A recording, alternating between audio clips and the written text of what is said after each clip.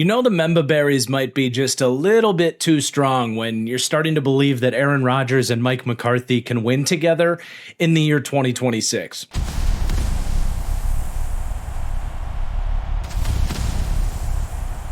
What is going on, everybody? Welcome in to the reveal of the number 21 team in my power rankings as we head into the 2026 season, as today we'll be taking a deep dive into the Pittsburgh Steelers. And hey, Mike Tomlin's gone, so that means the Steelers finally won't finish with a 9-8 season, right? Wouldn't be so certain about that. We're still roughly in purgatory tier with these rankings, but there's a lot of really fascinating elements about this Steelers team. They're one of the more uniquely constructed teams, trying to squeeze out a whatever version of their, vision for a championship window is here. So I'm excited to get into this thing. Before we do get started, if you could do me a huge favor, take just a second to hit that like button if you've enjoyed this series, if you enjoy today's video. It's a free and easy, quick little thing that really does help support this series and my channel. And of course, make sure you subscribe so you don't miss any of these deep dives as we lead up to the number one team in my power rankings.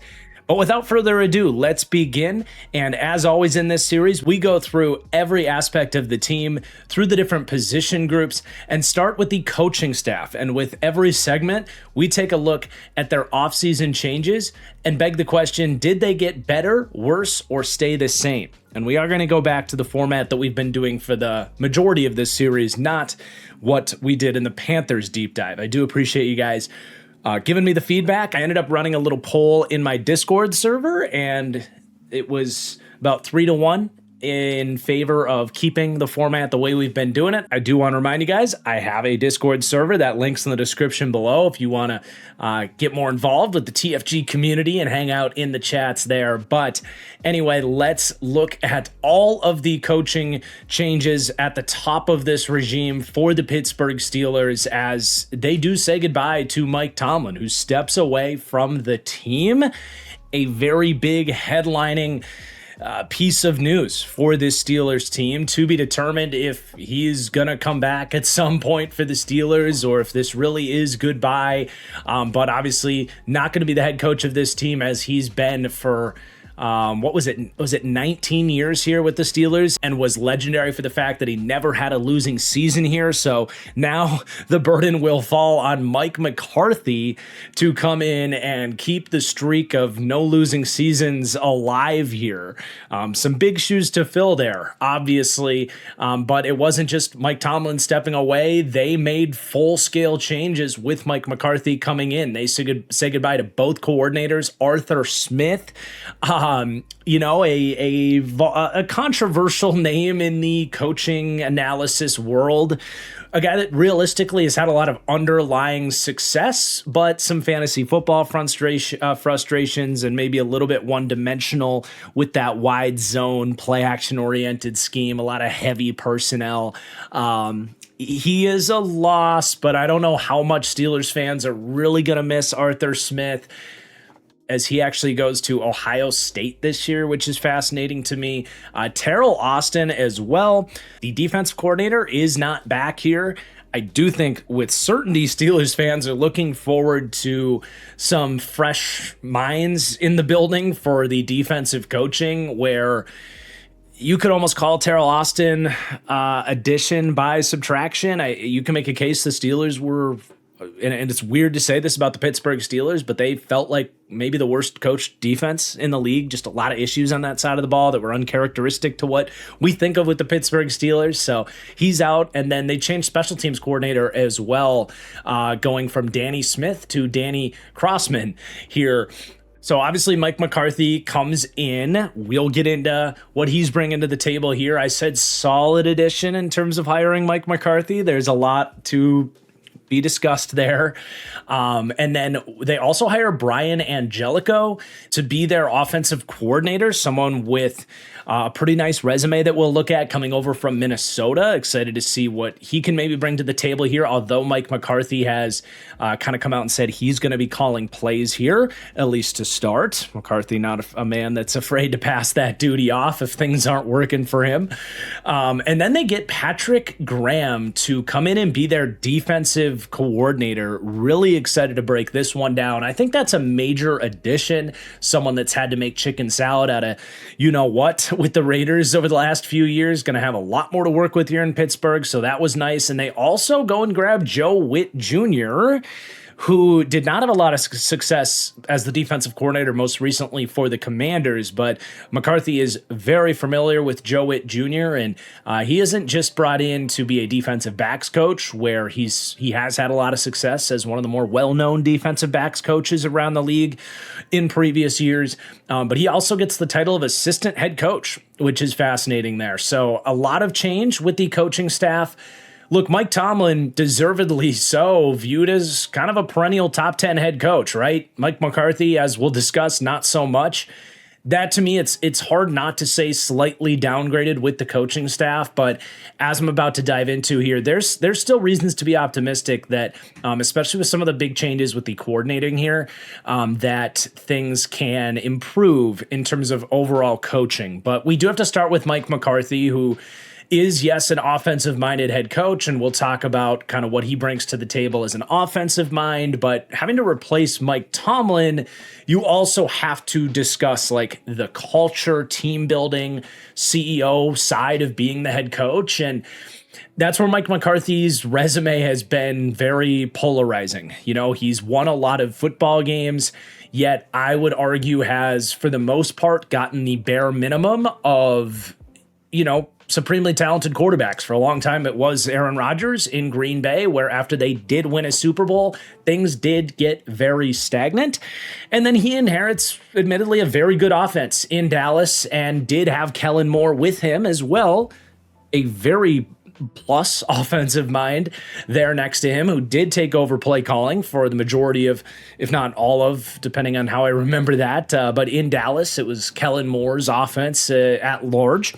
But he's done a lot of winning, right? And a lot of people are going to point to the record and how can you have him as the 29th head coach in the league when his career record is, let's just look it up real quick, 174 wins to 112 losses, puts him 15th in all-time wins, right? Like, I get it. That's a great resume. It can be hard to argue with that, but the eye test and some of the low lows with Mike McCarthy really over the last, I would say, 10 to 12 years of him as a head coach have to be brought to the forefront when you talk about some of the negatives with Mike McCarthy. They do. First and foremost, you look at like Mike Tomlin teams, motivation, backs against the wall, and like having that toughness in the biggest of moments, it feels like most of the time. Mike McCarthy teams have really felt like the opposite of that. You look at the Mike McCarthy's playoff teams, whether it was in Green Bay or Dallas, they came out flat, smacked in the mouth consistently, and not just that, dug themselves in holes. And you talk about being an offensive coach, those first 15 plays, the big scripted play offense, right? Mike McCarthy teams digging themselves in a hole, not feeling like the more prepared, more well-coached teams. That lack of toughness that is an identity of Mike McCarthy coach teams. And just when you talk about, if you're going to have an offensive-minded head coach, you want the schematic guru. Mike McCarthy is not a schematic guru at this point. He's not. He knows a good thing or two about offense and has a good feel for play calling. And I don't think he's a horrible offensive coach. But you go back to around 2013, 2014 in Green Bay, all of the old innovations that Mike McCarthy once upon a time did bring to the table with more of a West Coast mentality. I think McCarthy and Aaron Rodgers, in many ways, are the godfathers of the existence of the RPO, the run pass option in the NFL. I mean, their ability to have those quick pass checks baked into their run game, it was innovative at the time, but after about 2013, 2014, and all the way up to now, tell me one thing that Mike McCarthy has done that's like an innovative addition to his offense. He kind of likes what he does, still tries to do a lot of that stuff. In many ways, he has passed off those play calling responsibilities to someone like Kellen Moore. The 1 year Kellen Moore left because he saw the writing on the wall in Dallas. It was Mike McCarthy's last year in Dallas after that, right? So like there's just, other than the wins, which are going to come when you have Aaron Rodgers as your quarterback and you go to Dallas that had a very good roster that Mike McCarthy didn't do a horrible job, but got close to the bare minimum of those Cowboys teams and had no playoff success, of course.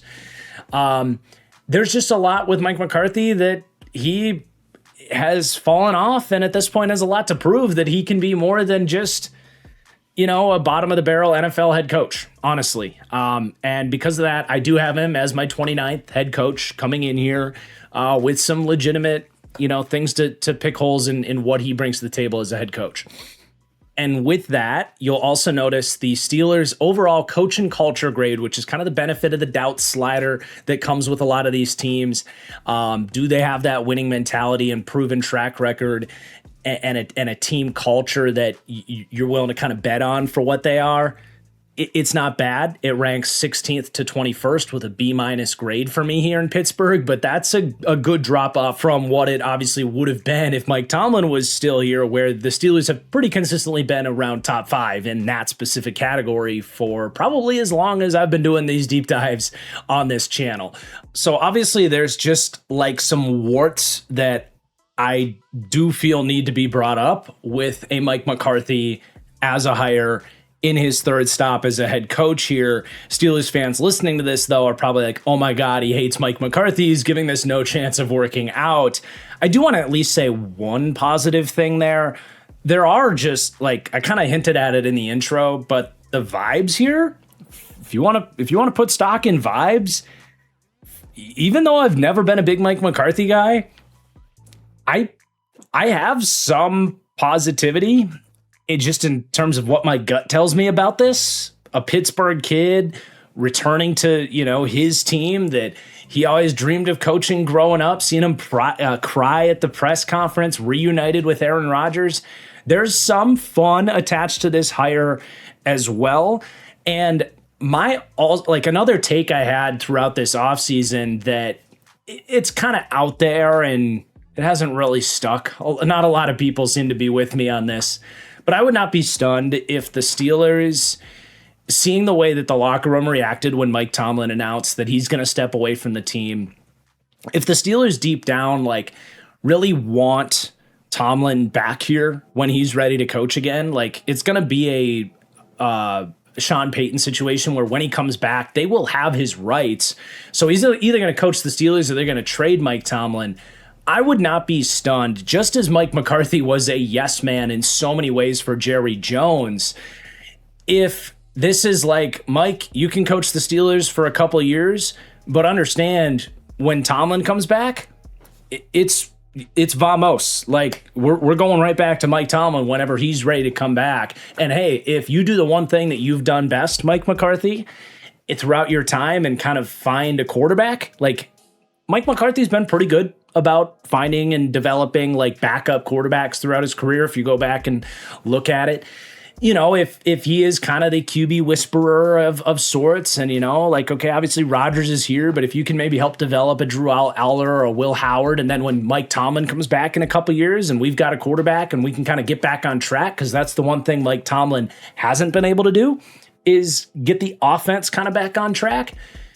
Maybe there is a sort of meeting of the roads where this hire actually really makes sense, even if it isn't to get that ultimate goal of a Super Bowl, which I'm not saying is off the table, but there are other pathways that you can look back on the Mike McCarthy hire in a couple of years and say, that was pretty fun and got us where we needed to go.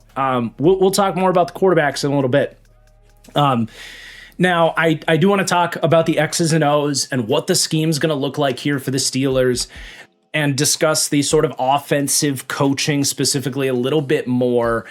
And it's going to be really fascinating to me as a football nerd and someone that grew up a Packers fan, watching Mike McCarthy and Aaron Rodgers is the reason I got into football, honestly. It's going to be very fascinating to see what this all looks like, because Mike McCarthy and Aaron Rodgers, and Brian Angelico is obviously the offensive coordinator, but Aaron Rodgers should be on this graphic somewhere. I didn't put him on there, but like his influence to what this offense is going to look like is going to be very prominent. Like he is an on the field coach in many ways. But for anybody that's followed kind of the entire Aaron Rodgers saga very closely, I'll make this shorter by saying how much of the quote unquote old way are we going to see here in Pittsburgh? And for those that don't know what the hell I'm talking about, basically in 2017, Mike McCarthy's offense got completely stagnant with Aaron Rodgers underneath them. The offense with Aaron Rodgers became so predictable where it was basically RPOs and quick passing game on early downs. And then third downs, it was not attacking the middle of the field, no pre-snap motion. As the use of pre-snap motion was going up and up and up around the league, the Packers and Mike McCarthy and Rodgers were just like, we don't want anything to do with that. It reached the point where the Chicago Bears in a post-game presser were like, yeah, we know what they're running. We know exactly what they're going to do at this point. And Mike McCarthy eventually gets fired after all that. Rodgers' play had plateaued a little bit. Enter Matt LaFleur, enter a modern Shanahan-style offense with all of the new creative wrinkles that they desperately needed to be infused into their offense in Green Bay. And Rodgers goes on, wins a couple MVPs. They get things to say that they got things back on track would be to say the least, right? But Rodgers goes to the Jets in 2023, 2024 really, is when we got to see him play for the Jets because of the injury.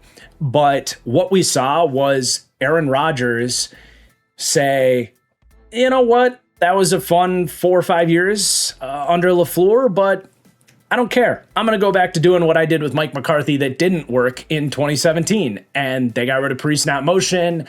They just avoided the middle of the field. Rodgers got all of his, buddies that could do back shoulder fades on third down and, see those little hand checks that Rodgers loves. And Rodgers thought he could be the offensive coordinator, general manager, and quarterback of the New York Jets, and we all saw what happened, right? And I certainly got burned thinking that team was going to be good.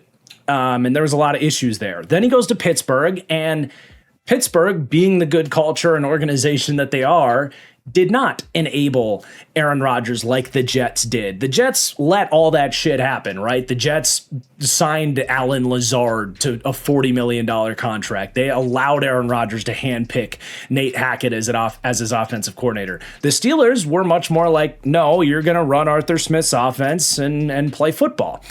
And the results obviously were very mixed, but it did allow the Steelers to continue winning football games kind of with that as a decision. But now, has Aaron Rodgers been enabled again with Mike McCarthy? Are they going to enable each other? Are we going to see 2017 Green Bay where teams just got to load up old tape and know exactly what's coming?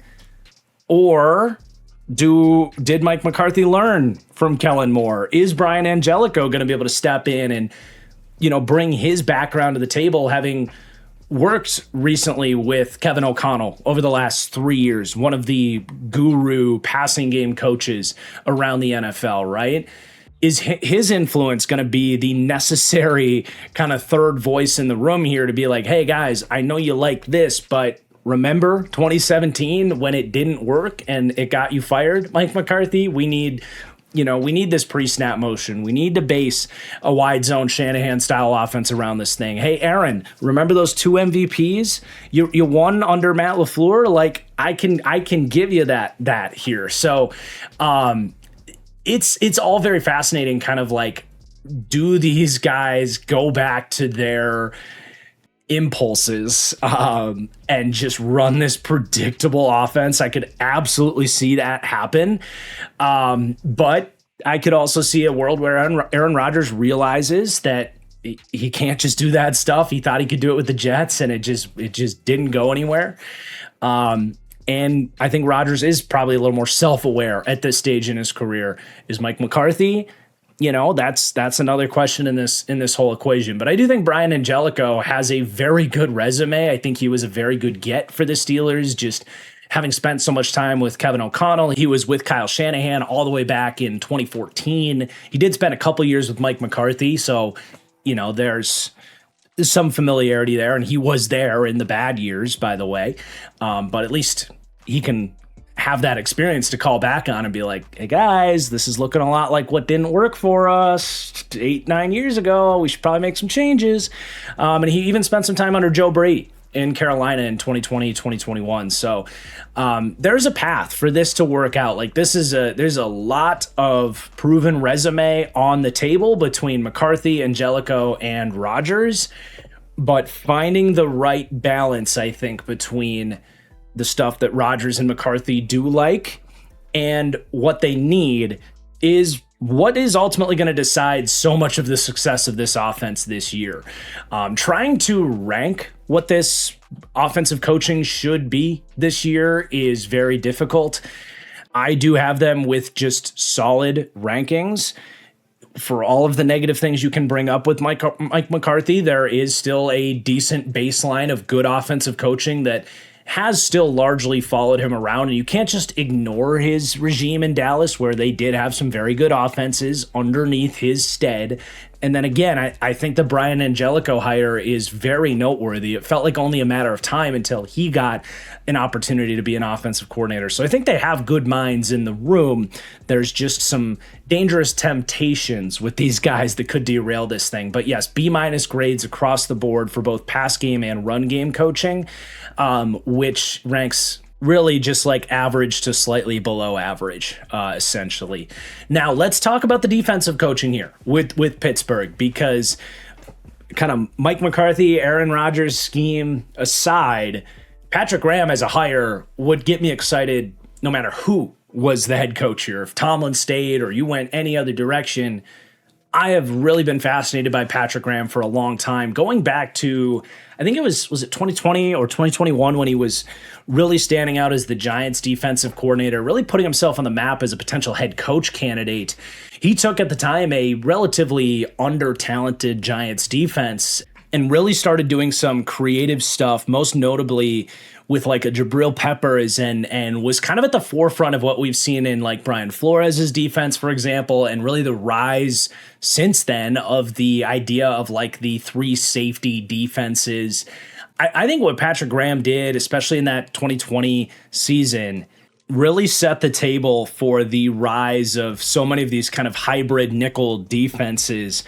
And that just always really stood out to me at the time, and the job he did there. And then he ends up with the Raiders, who have had, I would say, accumulatively throughout the last 3 years, bottom 3 roster talent in the NFL. He's had Max Crosby and a couple of one-off like decent players that have kind of come and gone through the Raiders, but it just is so hard to really look at Patrick Graham and blame him for a defense that has been as lackluster as they've been. It's almost an identical idea to what we've talked about with Ejiro Evero with the Panthers, a guy that 3-4 years ago was in the mix for head coach candidacy and has fallen off of the map because he's been stuck in a place that just hasn't given him the horses to work with. Now, I don't really believe that the last 2 years Graham has done too much to really get you overly excited and like elevate that Raiders defense. They've pretty much bottomed out. And other than the, looking back at 2020 with the really rise of a 3 safety defense and some of those Belichickian concepts that they would run, I can't really point to a whole lot of creative schematic wrinkles that Patrick Graham has been doing the last couple of years, admittedly. But I think it's also like he just kind of ran out of cards to play. We've seen the Raiders continuously throw shit at the wall to see what sticks. We've seen them blitz an inordinate amount of times. We saw last year they didn't blitz a ton. They were 25th in blitz rate, yet they were 5th in the league in zero blitz percentage. So it's like when we are blitzing, we're sending everybody. But just like we talked about with the Panthers last year, and Ejiro Evero, like when you don't have a lot to work with, you're inevitably going to kind of feel the need to run a lot of cover 3. And the Raiders showed a lot of signs of that where they kind of, I don't want to say Patrick Graham just gave up, but it does just kind of feel like a easy button to just start running cover 3. And last year they ran cover 3 44% of the time. They were third in the NFL in cover 3 called. So, I think this is the perfect time to kind of pull Patrick Graham out of the sinking quicksand that was the Las Vegas Raiders and see what he's got with a bevy of pass rushers, a bunch of experienced quality players in the secondary, in a Pittsburgh Steelers organization. Something feels very right about his ability to get back on track here. So as far as the defensive coach rankings with Patrick Graham in, they're not amazing, but I do still give him a lot of benefit as someone that I do think knows what the hell he's doing and is going to be a pleasant hire for the Steelers here. They get B- grades with the defensive coaching as well. So that gets them 18th to 23rd for pass defense coaching, 19th to 24th for run defense coaching. I think we can see some good stuff here. And as far as like what to expect schematically, I talked about a little bit they've done a little bit of everything from a coverage standpoint with the Raiders. You can certainly expect overall just kind of like a snapshot look at a Patrick Graham defense. I think this will be a relative continuation of what feels like it's inevitable in Pittsburgh, the Blitzburgh defense. You think of that 3-4 base and kind of an aggressive blitz-happy approach. Graham is not afraid to send the heat. Like I said, last year they were lower in blitz rate, but when they blitzed, they freaking blitzed. Almost that like Wink Martindale approach of leaning into zero blitz quite a bit, leaving these defensive backs on an island, letting these rushers all get one-on-one opportunities and just go for it.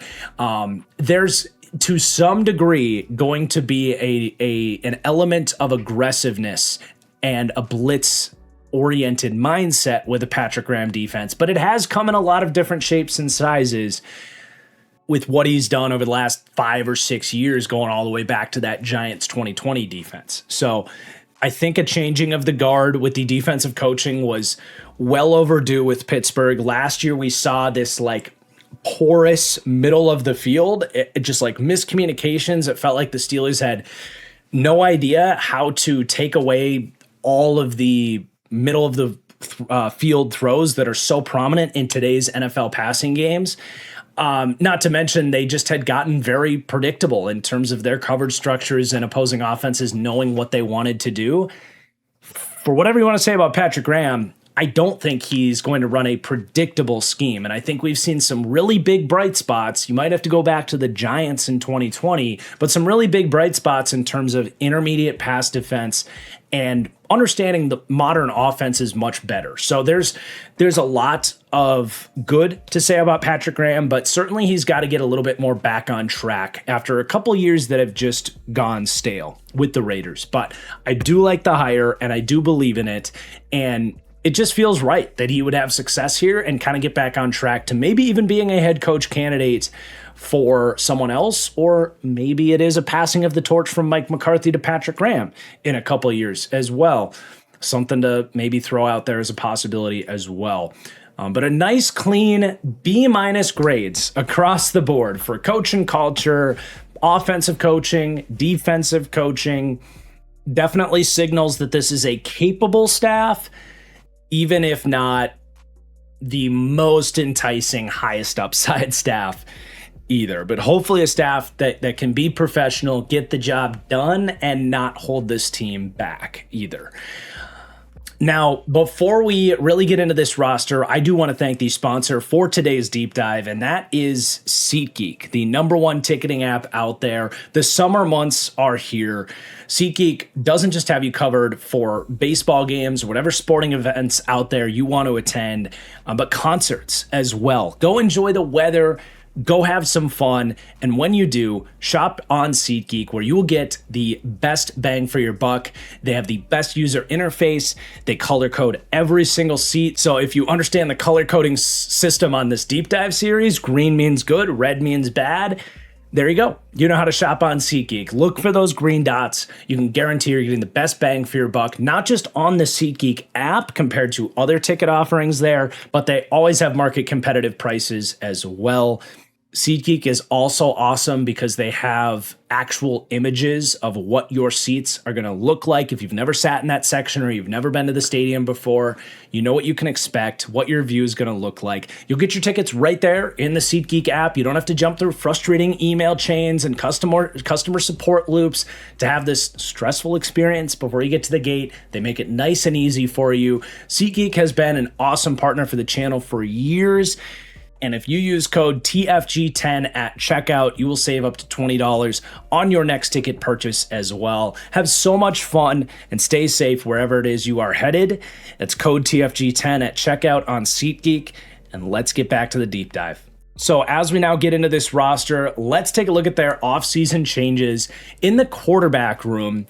And they add Drew Aller in the draft in the third round. Someone I would say anybody in that building would tell you they're not anticipating he plays this year. He is very much a stash and develop type of prospect. So if we're assessing the 2026 Steelers, that's not going to make an impact. We're going to say neutral at quarterback as they're running it back with Aaron Rodgers and even Mason Rudolph as the first backup there.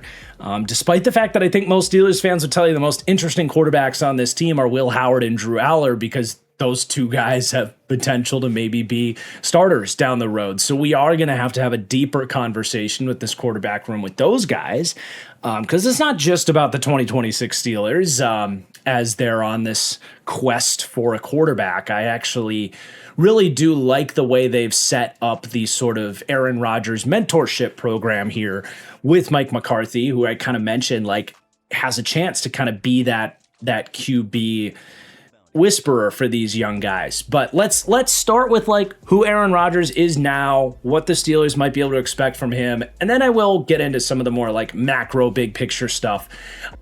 And I don't know about you guys, but I do think last year it was very much just a breath of fresh air to see Aaron Rodgers in many ways, not that the Steelers don't have a big market or anything like that, but in many ways just kind of like remove himself from the spotlight, which in many ways, if not all the ways, like he put on himself from like 2021 through those times with the Jets. It was just like a lot of noise surrounding Aaron Rodgers in so many different directions about his play, about off the field, you name it. We don't need to get back into all of that because I really did appreciate last year that he was just like, you know what? Enough of this. I just want to go back to a great historic organization that has their shit together. And I just want to be with the boys and play football. And that's what we saw. And we saw a 41-year-old version of Aaron Rodgers be literally exactly what I think you could have hoped for and expected. And I went back to see what I ranked him last year. 76 overall rating, 21st quarterback in the league. Right now, same spot, 76 overall rating, and the league infrastructure in that spot hasn't changed enough that he's still the 21st ranked quarterback for me heading into the year. And I'm kind of expecting that again this year. There's some of the stuff with, the Mike McCarthy that we don't need to go back that path again, but I do think if he goes too far in the direction of leaning into back shoulder fades and being predictable and avoiding pre-snap motion, because as annoying as Arthur Smith was, I think he was good for Aaron Rodgers in the sense that Arthur Smith was a big ego that could at least go to Aaron and say, you need to do this at least on first, second down. Give me first and second down. And then on third down, we can do your classic Aaron Rodgers stuff and throw fades to DK Metcalf and that kind of stuff. But there was a side of Arthur Smith that was good for Aaron Rodgers in that sense. Hopefully, with Rodgers, honestly, mentally, in many ways, I think maturing last year, hopefully we don't go back to what we saw with the Jets or the 2017 Packers. And largely, he's going to run a functional NFL offense here, right? That's the hope. Outside of the play calling stuff and, decision making and how the ball's getting distributed and that kind of thing, I do think like Rodgers can still play some ball, right? Like you still see some incredible throws. His arm still has it. Like it maybe isn't what it was in his prime. It almost certainly isn't. But if it's fallen off 10%, he can still make some of the most like jaw-dropping throws that you'll see throughout the course of the season. I don't really expect that that's just going to change all of a sudden. If he had it at 41, I think he'll have it at 42. He certainly is not as mobile as he once was, right? Like that's where the physical decline has really come. And you've just seen like Rodgers, it's a tough balance because he's obviously like he's a great processor and decision maker, but there's aspects of his game where like he does kind of like to avoid the middle of the field. He will pass up some open reads.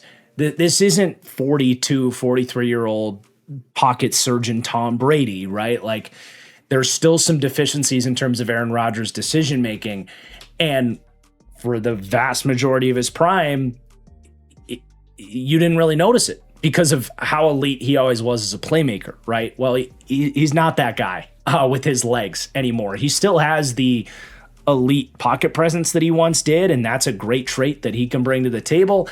But if his offensive line gets beat, in terms of sack avoidance, it's about as bad as any starter in the league, right? Probably the worst. And he even gives himself up on some third downs because he knows he just can't do it. And he trying to win angles and scramble for first downs with his legs. Like there's a lot missing in that sense, right? So he's this kind of old version of himself. Kind of what you see is what you get. He is what he is at this point. But it was still realistically the best option the Steelers had for a quarterback in 2026. So that's him on the field. I do want to mention and defend Rodgers in an area that I have defended him since the Jordan Love pick. He gets a lot of crap for his leadership and personality and all that. What has been the most misunderstood aspect of Aaron Rodgers throughout his career is that he is arguably the best QB mentor that we've seen in a long time. And based on the way people talk about him, you're going to laugh at that statement, but it's true. You can trace it back to an interview of Rodgers back in like 2009, where he talked about how poorly Brett Favre treated him, and Rodgers swore to himself that he would never treat a backup quarterback like that. And he kept his word through all of the backup QBs that he saw behind him in Green Bay, some of which, like a Matt Flynn, obviously Jordan Love went on to develop. Jordan Love defends Aaron Rodgers constantly, talks about how they talk still to this day. Every week, they're good buddies. Like, there was no tension there. When Rodgers had every reason to be pissed about that draft pick, he took Jordan Love under his wing and taught him so much about what has made Jordan Love the quarterback he is today. There was a really cool moment on the Monday Night Football game against Miami. Right as soon as the game ends, they've got a hot mic on Aaron Rodgers. You see Zach Wilson bolt across the field, give Rodgers a big hug, say it's, I miss you. It's so good to see you. Like, thank you for everything. You can hear it all on the mic.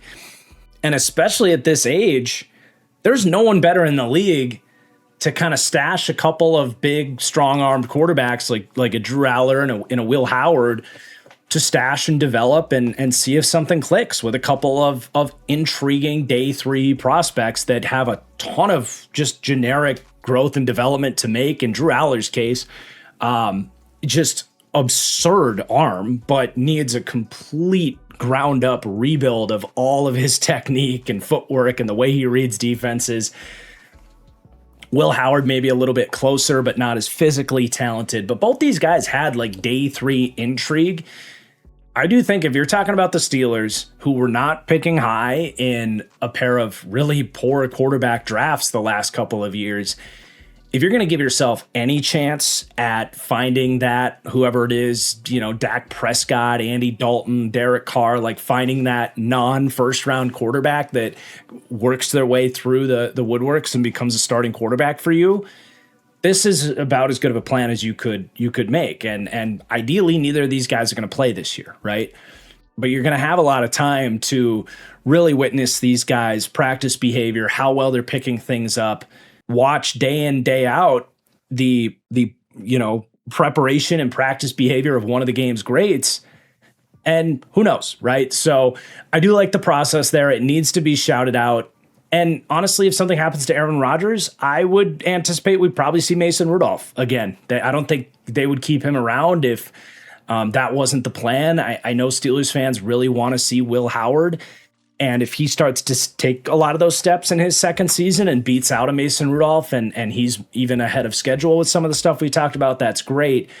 We know what Mason Rudolph is, but he's played some okay football as a backup quarterback for what he is. He's inconsistent as all hell and not mobile, but we know what he is as a, one of the adequate backups around the NFL.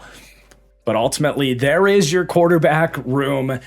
They're ranked 21st in the league, probably one of the more stagnant ratings that we'll see. Just like, I don't really think Aaron Rodgers is going to play worse. And as we're going to talk about their pass catchers and some of that, surrounding infrastructure, he might even have more to work with this year and play a little better than he did last year. But, a lot of these quarterbacks in this range, it's like we haven't seen a lot of them. We're hoping they take that jump and start to climb the rankings.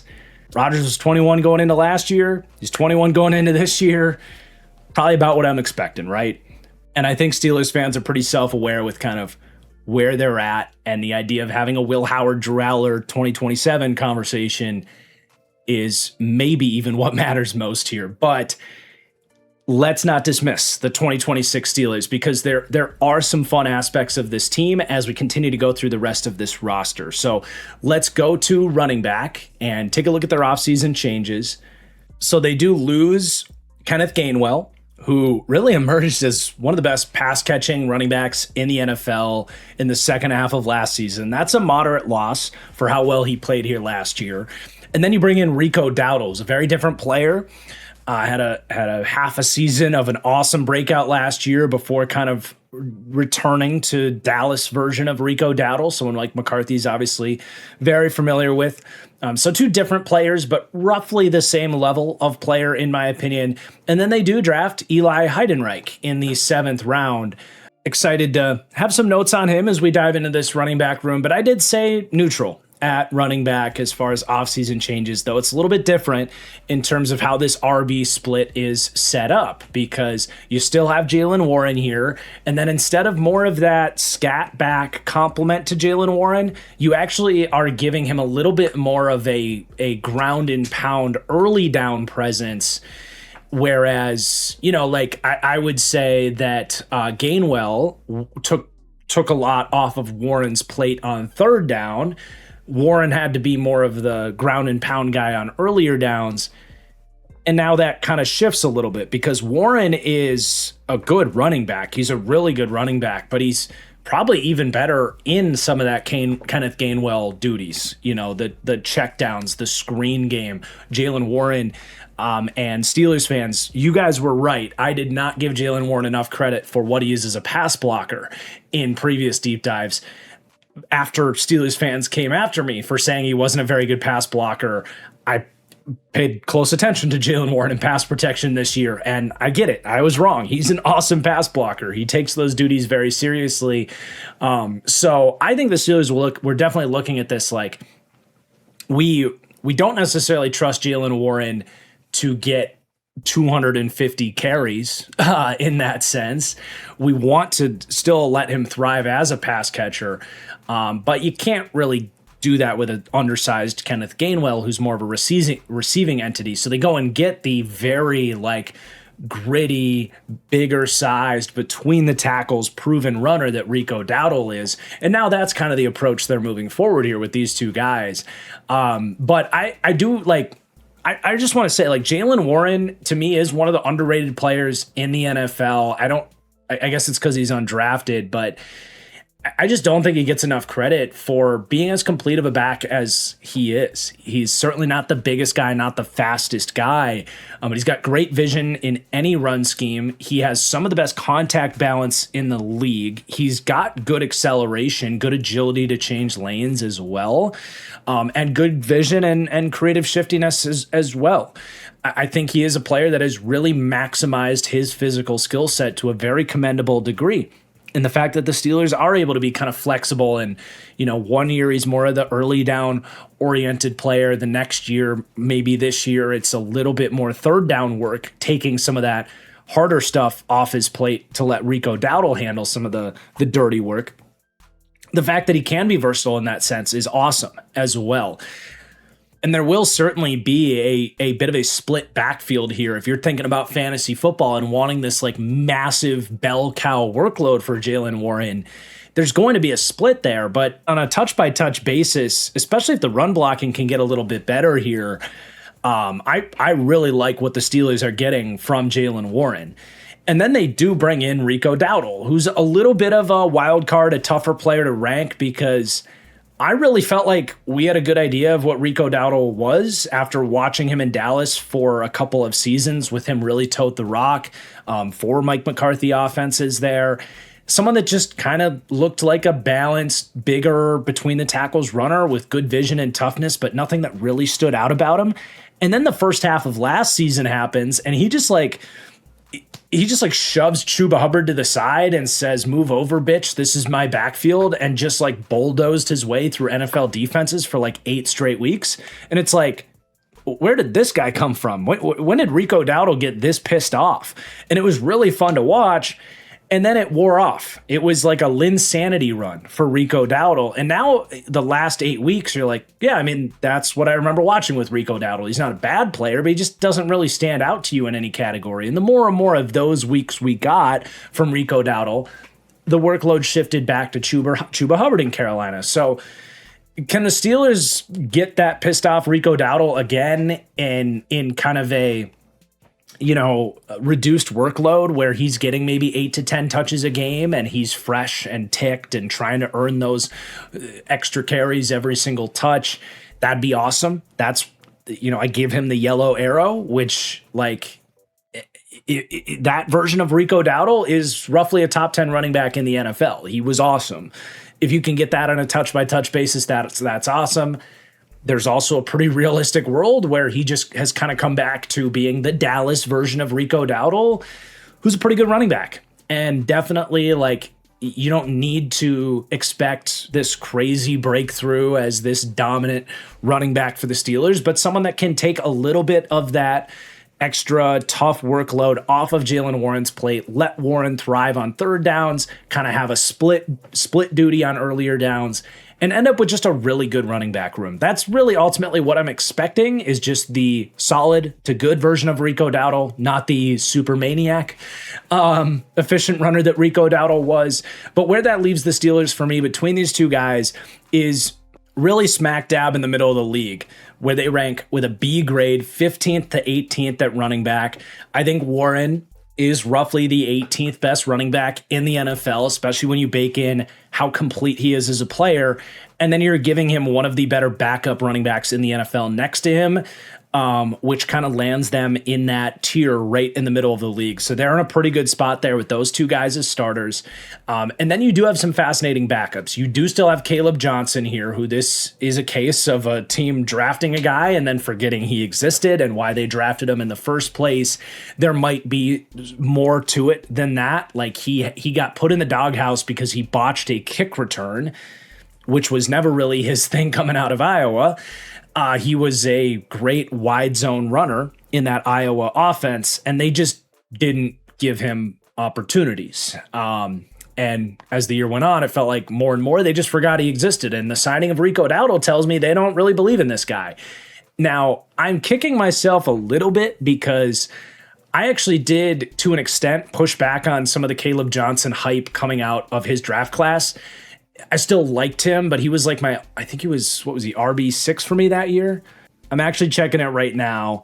And I can't beat myself up too much about it because I did have Cam Scadaboo above him at 4, which was the big one, Judkins, Hampton, Ginty. But like some people had him as the, third RB in that draft, as like a top 50 guy. I had him more like late 2, early 3. And I pointed out, like, look, he's really good on wide zone, but he is really a slow starter. And you notice that, like, other than on wide zone runs, when he gets some of that build-up speed, He's not really a dynamic athlete, and he doesn't really bring anything in the receiving game. There's really only one way to use Caleb Johnson, and especially now, like if it wasn't going to work on an Arthur Smith offense, which that's why they drafted him, right? They had brought in Arthur Smith. They knew they were going to run probably the most wide zone runs in the league. And they did under Arthur Smith, as they tend to do. Well, things are going to look differently. Like Mike McCarthy runs a between the tackles offense, a lot of shotgun running. Rico Dowdle's familiar with this system. Jaylen Warren can absolutely thrive in any sort of run scheme. You don't want Caleb Johnson running a lot of inside zone or power. Like he needs that extra build-up step from wide zone. And I think there's a reason they signed Rico Dowdle, right? Like, I just don't think they're really going to give him an opportunity. I would be eyeing Caleb Johnson as a trade target. If I'm a wide zone oriented offense, I would still want to kick the tires and see what he can do there. But at this point, it would be kind of whatever you get from Caleb Johnson is house money. They're not counting on him at this point, even if he does still have potential. And then they bring in Eli Heidenreich. And this is certainly like the idea of a Kenneth Gainwell replacement here. Heidenreich had a lot of fans in this draft to a degree that I couldn't quite match. I like Heidenreich because of all the receiving stuff. He played in that weird Navy offense. He played as much wide receiver and was charted as a tight end as any running back you'll ever see. I think we looked this up on the draft stream. I could confirm right now. I think he only had like 18 snaps in his final year actually as a running back, because in the wing T offense, it's more of a tight end role than anything. And he only had 12 snaps in 2024 actually as a running back.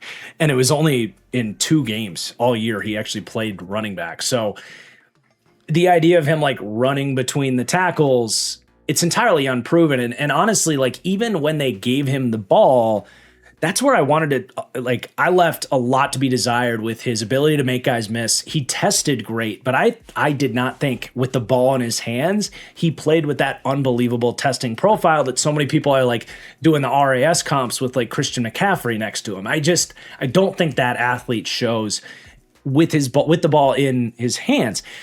His routes are really good. He's got great hands. I actually think when we look at the wide receiver depth chart, him just making a full-on change to being a slot wide receiver to compete with Roman Wilson might actually be his best path. But, you know, if you're looking at that Kenneth Gainwell trajectory, someone that can actually run routes out of the backfield, have great hands, if Heidenreich can show that he knows how to pass block a little bit, there absolutely could be a scat back role for him there. But he is this kind of like interesting just athlete of a football player with good hands and good receiving chops, but really not much to write home about as an actual runner, even if that's his listed position.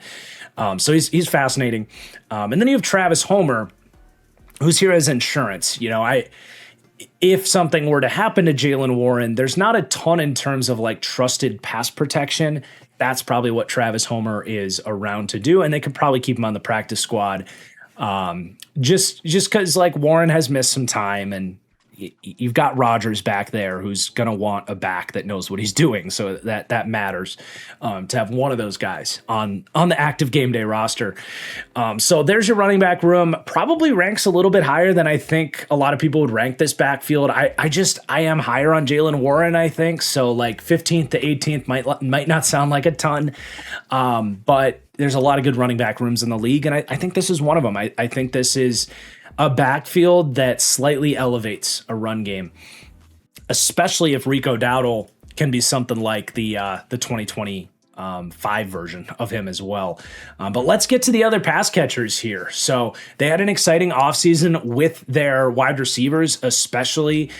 They bring in Michael Pittman through a trade. They give him a new contract. They draft Jeremy Bernard in the 2nd round. Caden Wetjen in the 4th round, more of a special teams addition. In terms of losses, you're seeing Calvin Austin out the door. And it's easy to forget that Adam Thielen played the final month of the year for this team. But with Pittman and Bernard coming in, definitely upgraded at wide receiver. At tight end, I was tempted to just say upgraded because Jonnu Smith was so bad for this team and such a drag on the fact that you were underutilizing both Pat Freiermuth and Darnell Washington. And it's going to be really fascinating to see how Arthur Smith is going to find a way to get Jonnu Smith on the field for Ohio State this year. But like that was our cold open last year, was that those guys are like made for each other and they just love each other. But Jonnu Smith is no longer here, and that's a good thing for this team. I guess I was feeling nice and decided to just leave that as an unsubstantial loss and not addition by subtraction. But he was legitimately bad for them last year, and they forced him the ball, which should not have been the case. They do say goodbye to their fullback, Connor Hayward, and replace that role in the 5th round with Riley Nowakowski out of Indiana. And Rodgers did get one of his, let me get my guy in the building signings. This isn't an Alan Lazard level derailing of the team type of situation, but Robert Tonyan is going to be here as tight end depth. So I said neutral at tight end, but definitely upgraded with the pass catchers. And as we look at this group, it's a lot more to work with, a lot more mouths to get the ball to and be excited about getting the ball to here. And if you think Aaron Rodgers, maybe he himself isn't going to be a better quarterback necessarily, but could his level of play end up being higher because he has a better group of pass catchers here? Almost certainly, right? That's just how football works.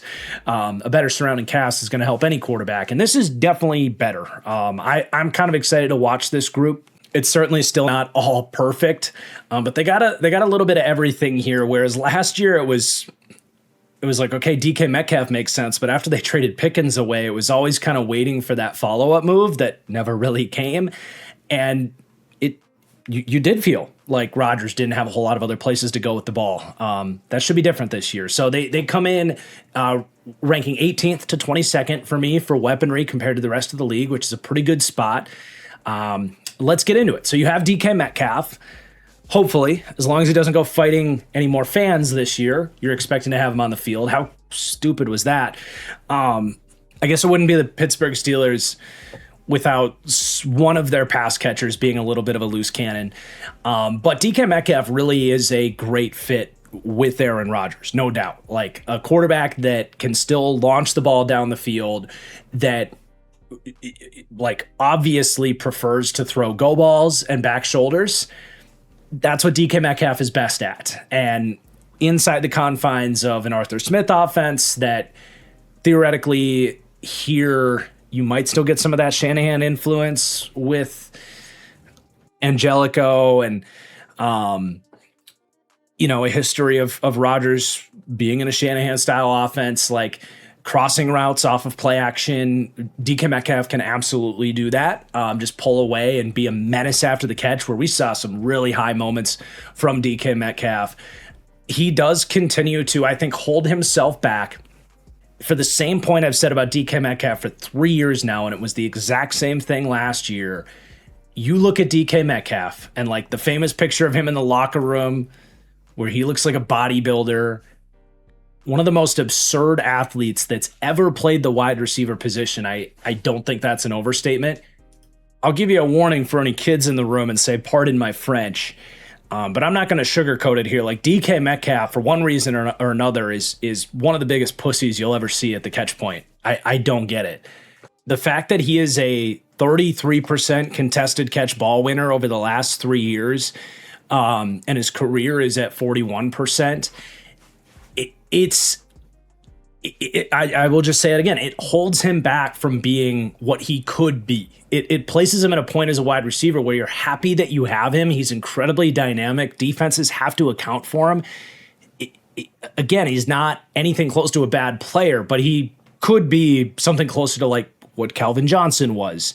And I don't think that's an overreaction to say that he could be that if he had better hands, better willingness to attack the football. And what's pretty crazy is because he is DK Metcalf, the gravity of who he is and what he looks like, you're going to throw him a bunch of contested catches. He has had not only is he 33%, he's had 96 contested catch targets. There's not really an easy way to see where that ranks over the last 3 years. Drake London is just over like 110. I think he's number one. Puka Nacua might be up there. But I would certainly bet that that's at least top 5 in terms of contested catch targets over the last 3 seasons. So you're kind of force feeding the guy because you think he'd be good at this thing that he's actually legitimately terrible at. Surface level 33% might not sound awful. It is. It's pretty hard to be that low in that stat and still be on the field as much as he is in some ways. I mean, like, think about like Hollywood Brown or Xavier Worthy, for example. Like, some of the guys you would really not expect to be good in terms of contested catches, those guys are 40%. DK's at 33. Like, it's that bad. So he's got this kind of like Achilles heel of a weakness that does just lead to a lot of inconsistent moments with him. But his strengths speak for themselves, right? And it's an asset that this team does still have. I don't want to just forget that he can do some of the things he does on the football field, and he is still their number one target and is still going to be a big factor towards hopefully some success here. And then you bring in these 2 new pieces, Michael Pittman and Jeremy Bernard, as certainly floor raisers to this group of pass catchers. So let's talk about Michael Pittman, who, I'll be honest, like, I think the Colts were pretty damn happy that someone traded for him and got a lot of that money off the books and even recommitted to Michael Pittman. He's regressed. He had the back injury 2 years ago. He tried to play through it. He's just not very dynamic at this stage, and it's not going to get any better, I don't think, moving forward. But there's still some stuff that Michael Pittman does really well, and I understand why the Steelers really wanted to solidify a number 2 wide receiver. Even if they ended up giving him a pretty healthy chunk of new money, they're going to be hitched to $26 and $24 million cap hits to him in 2027 and 2028. And there might be some regrets there when you get down the road. But this year, he's still pretty cheap, playing at about a $9 million cap hit. And I still think he can give you a good wide receiver 2 play here, at least through this season. And he's going to win in a lot of the areas that DK Metcalf doesn't. Slants, back, shoulders, like, that's big with an Aaron Rodgers. Just the idea of like converting 3rd and 8s, right? There was always some intrigue that maybe DK Metcalf could be better at winning those tough contested back shoulders with Aaron Rodgers, who thrives. Like, he's the best back shoulder thrower in the history of the NFL. I don't know how you could possibly argue that. DK Metcalf, in terms of that chemistry and winning those catches, it wasn't really there. Throw him a go ball over the shoulder, like, yeah, absolutely. But Michael Pittman, working as, against press coverage and converting 3rd and 8s and being that guy, being kind of the James Jones maybe for Aaron Rodgers here, I like it as a fit. It's just a lot to pay for that as a fit, but sometimes you got to pay for what you need. And then, yeah, just like winning on a slant, I think he can still provide a little bit more immediate run after catch ability. Like, DK, if you can get him moving, is insane after the catch, but I'm not necessarily fond of like flipping a ton of bubble screens to DK Metcalf. Like, he's a little more boomer bust than Michael Pittman, who's more consistently going to make that guy miss. But I get how he fits. I really do. It's just he's slowing down, and there's some injury stuff there, and he's not what Michael Pittman used to be, and they're kind of paying him for what Michael Pittman used to be, but he's still a useful addition here, right? So it's kind of that difficult dance in terms of analyzing the addition here. But you do bring in Jeremy Bernard, who's honestly like the perfect draft pick if you're worried about Michael Pittman being a waste of a contract in especially like 2028, but maybe even 2027, and you're like, dang, we have to sit here with like a regressing wide receiver 3 that's making $24 million. Well, Jeremy Bernard stepping into that role as the wide receiver 2 in a year or two, making $1.2 million a year, really helps you stomach that, right? So I love this as a draft pick. Jeremy Bernard, I was included in Sam Monson and Steve Palazzolo, shout out their podcast, but they invite draft analysts to do a quick 1-minute segment in a joint video of who's your favorite player in the draft. Just, whether it's a sleeper or just fun guy to watch, whatever it is. My answer for that was actually Jeremy Bernard, and that says a lot in a big draft class. Like, I adore this player, and I get really excited about how he's going to surprise people. Like, I feel so good about what he brings to the table, and was slept on because he's not this like super freak of an athlete, but he is underrated as an athlete. I really do encourage Steelers fans, if you haven't watched my wide receiver rankings, go check out, like, just go listen to me wax poetic about Jeremy Bernard for like 8 minutes. Like, I just love this player. But I see some fusion of Adam Thielen and Jawan Jennings. I think his run after catch ability, there's a lot of he's a shifty, savvy, like, running back with the ball in his hands, just legit contact balance, vision, fluidity.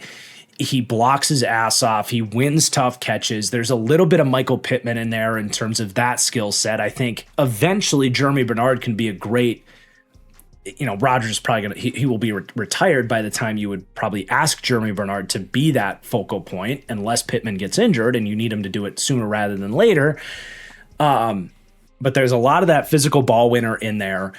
And the reason I compare him to Adam Thielen is anybody that watched Adam Thielen over the years, and it's fitting that Thielen was actually someone they went to acquire late last season for a skill set like this. It's all in the same family of just smart physical pass catchers that Aaron Rodgers wants to play with. Historically, Rodgers hasn't loved playing with rookies, but if you're going to give him a rookie to work with, one of the highest IQ, most physical types like a Jeremy Bernard would be the kind of guy to make it work.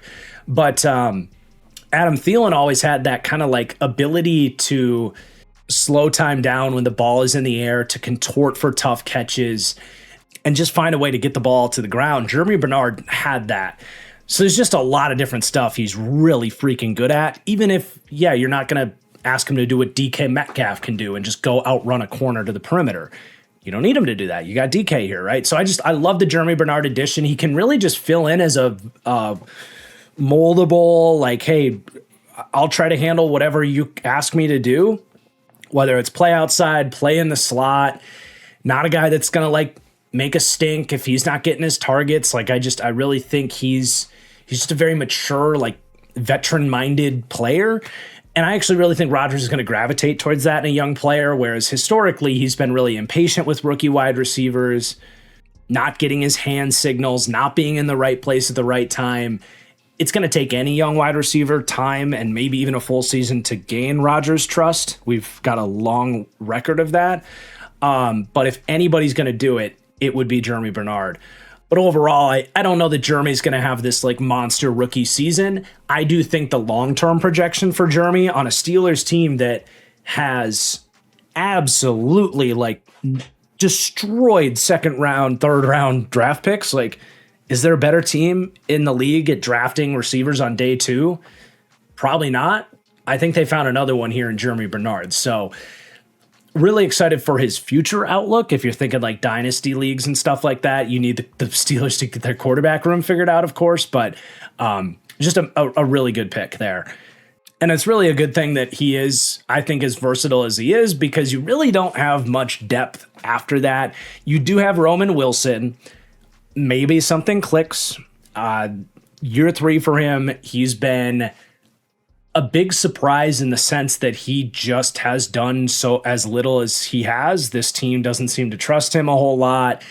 They haven't really opened up those opportunities for him to get out there, even though his skill set coming out was so clear cut as just a high floor slot option.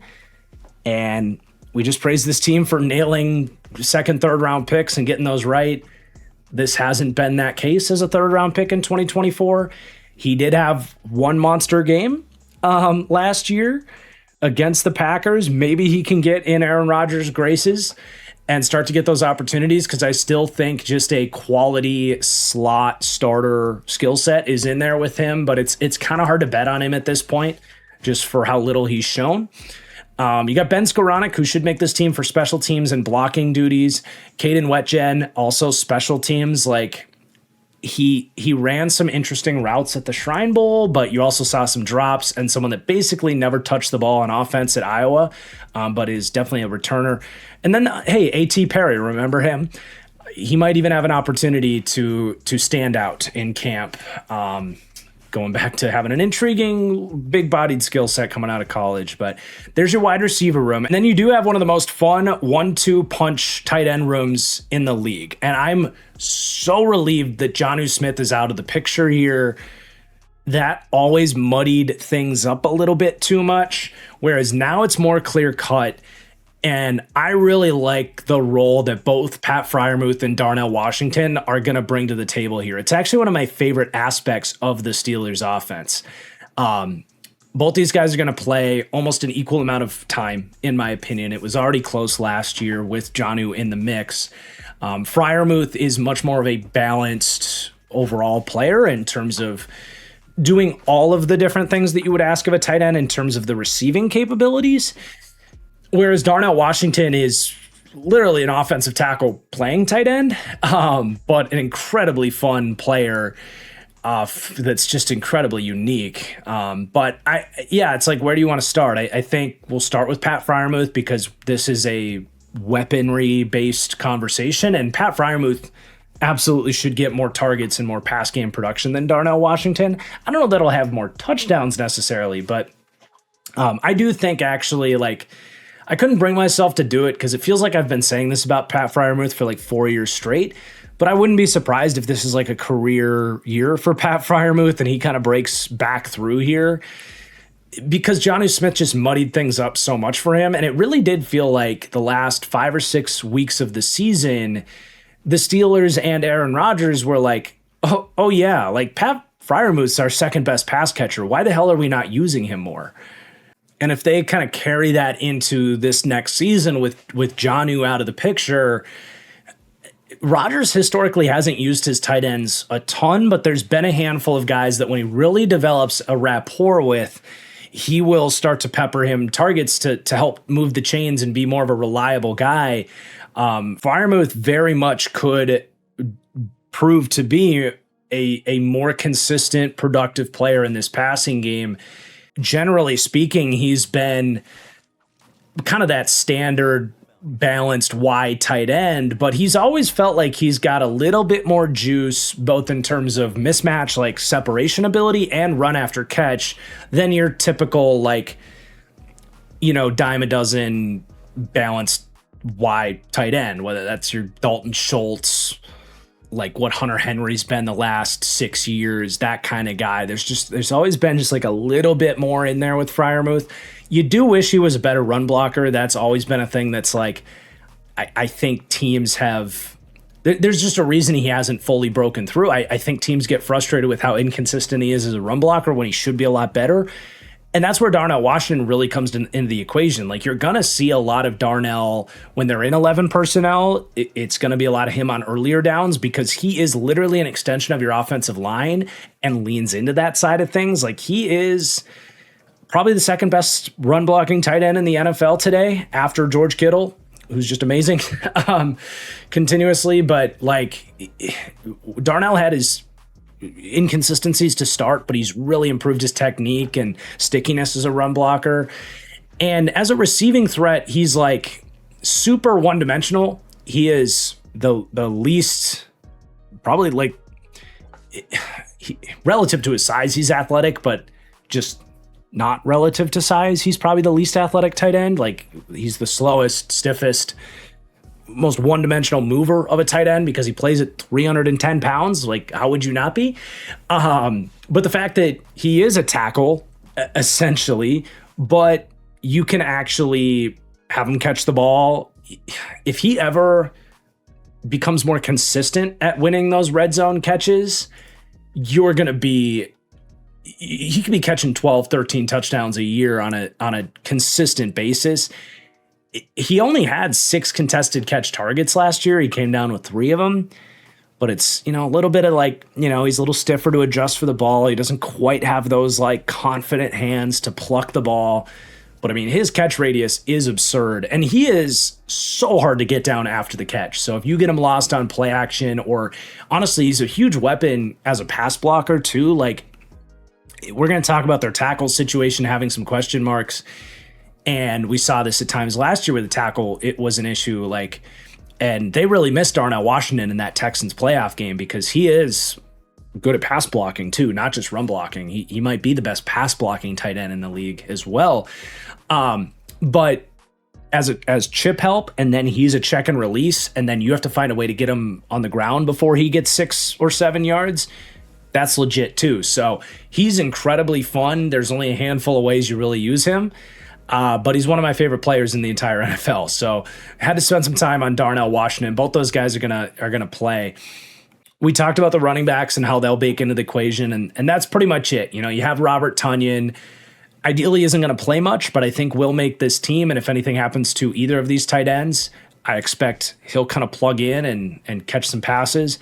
Riley Nowakowski was a move tight end for Indiana, but he plays at about 6'2", 255. He is your Connor Hayward replacement. It's probably going to take him some time to develop some of the route, some of the run blocking stuff that you're going to ask him to do, but I think he'll get there. They do actually have a couple of interesting bottom of the barrel roster bubble guys. Lake McCree as an undrafted pickup. I'm kicking myself now that I see them on the same depth chart. I liked Lake McCree as a prospect. I'm kicking myself for not comparing him to Robert Tonyan because it's eye for an eye. Lake McCree has awesome hands and catches everything over the middle of the field, but he's not an amazing athlete considering he's kind of tall and lanky for the position, and he's not a run blocker at all. But he's Robert Tonyan, so that makes sense with him in that room. And then Jaheim Bell, once upon a time, I compared to Jonnu Smith coming out. That kind of idea of a run-after-catch oriented tight end who hasn't stuck in the NFL, obviously. But those are some interesting names to compete in here. If they want to keep an extra tight end because their wide receiver depth is pretty lackluster, wouldn't be surprised if either of those guys made it. But yes, there is your improved 2026 group of pass catchers for the Steelers. Plenty of areas to go with the football. Again, they rank 18th to 22nd. It's a very good baseline of pass catchers. Not a ton of room, like other than Jeremy Bernard really breaking out as a rookie. Not a ton of room to go up. But this league has a lot of good pass catchers, and it's hard to rank terribly high. But the Steelers are a team that has a good group of pass catchers this year.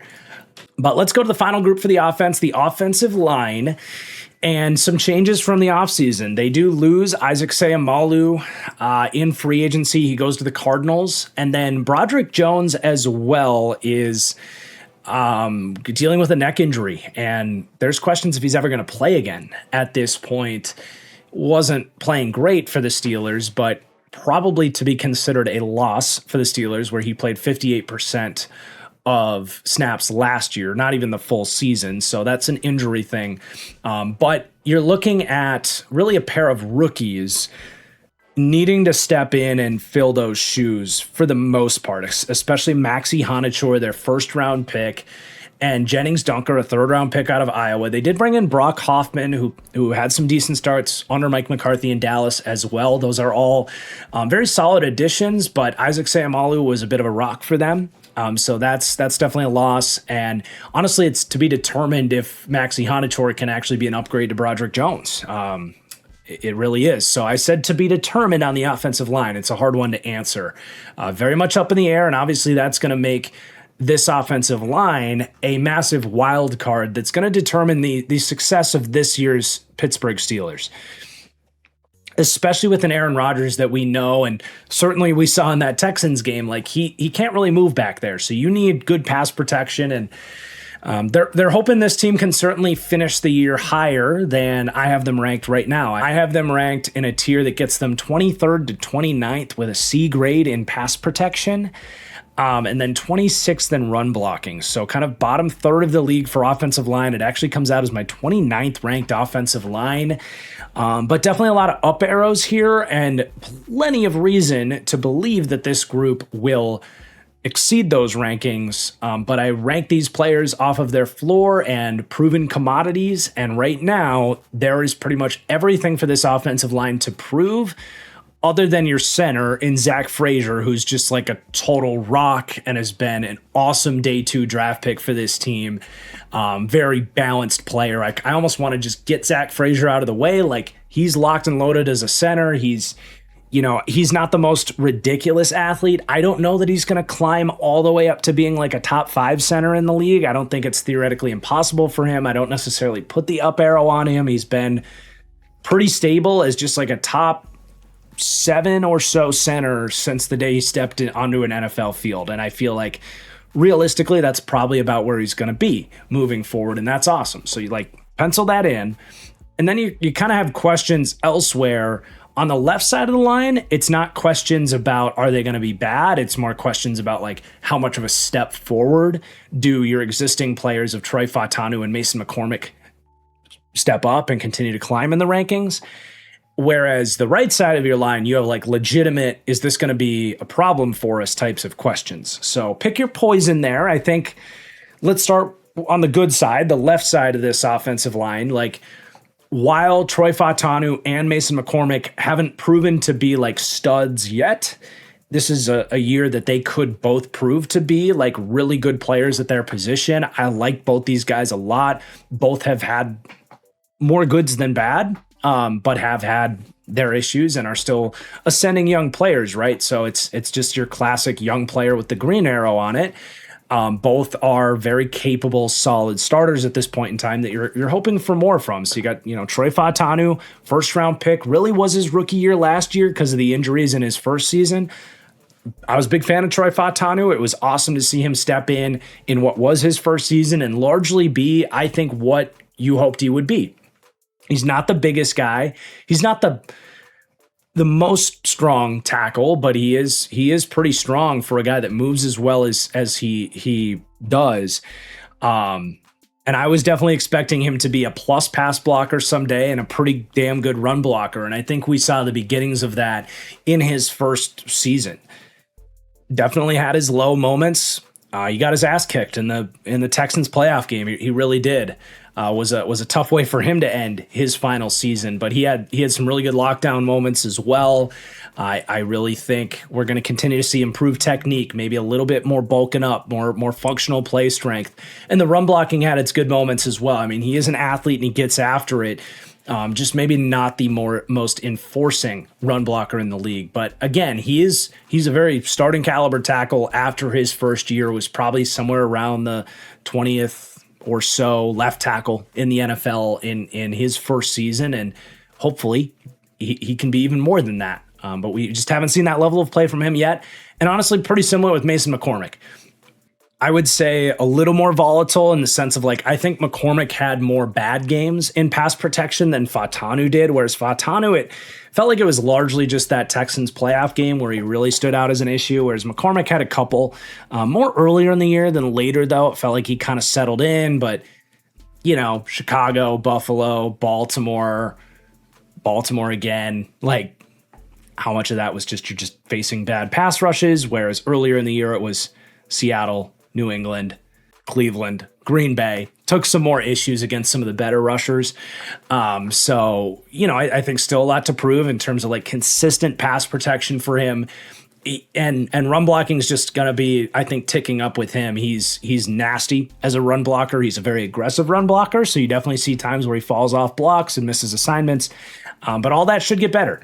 And the ideal projection is, all right, Fautanu takes another step, becomes a bona fide franchise left tackle. Mason McCormick maybe emerges as a top 15 or so guard, where he's not that far off of it, because there's just not that many great guards in the league. And then you got Zach Frazier at center.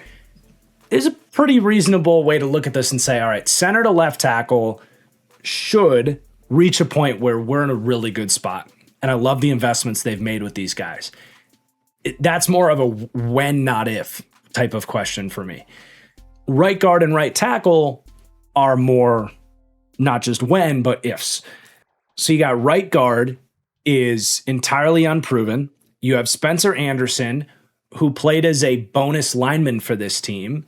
They like him. Right now, he's the listed starter, but he has not been a full-time starter for this team, and you're really just going off of the assumption that the Steelers know what they're doing here.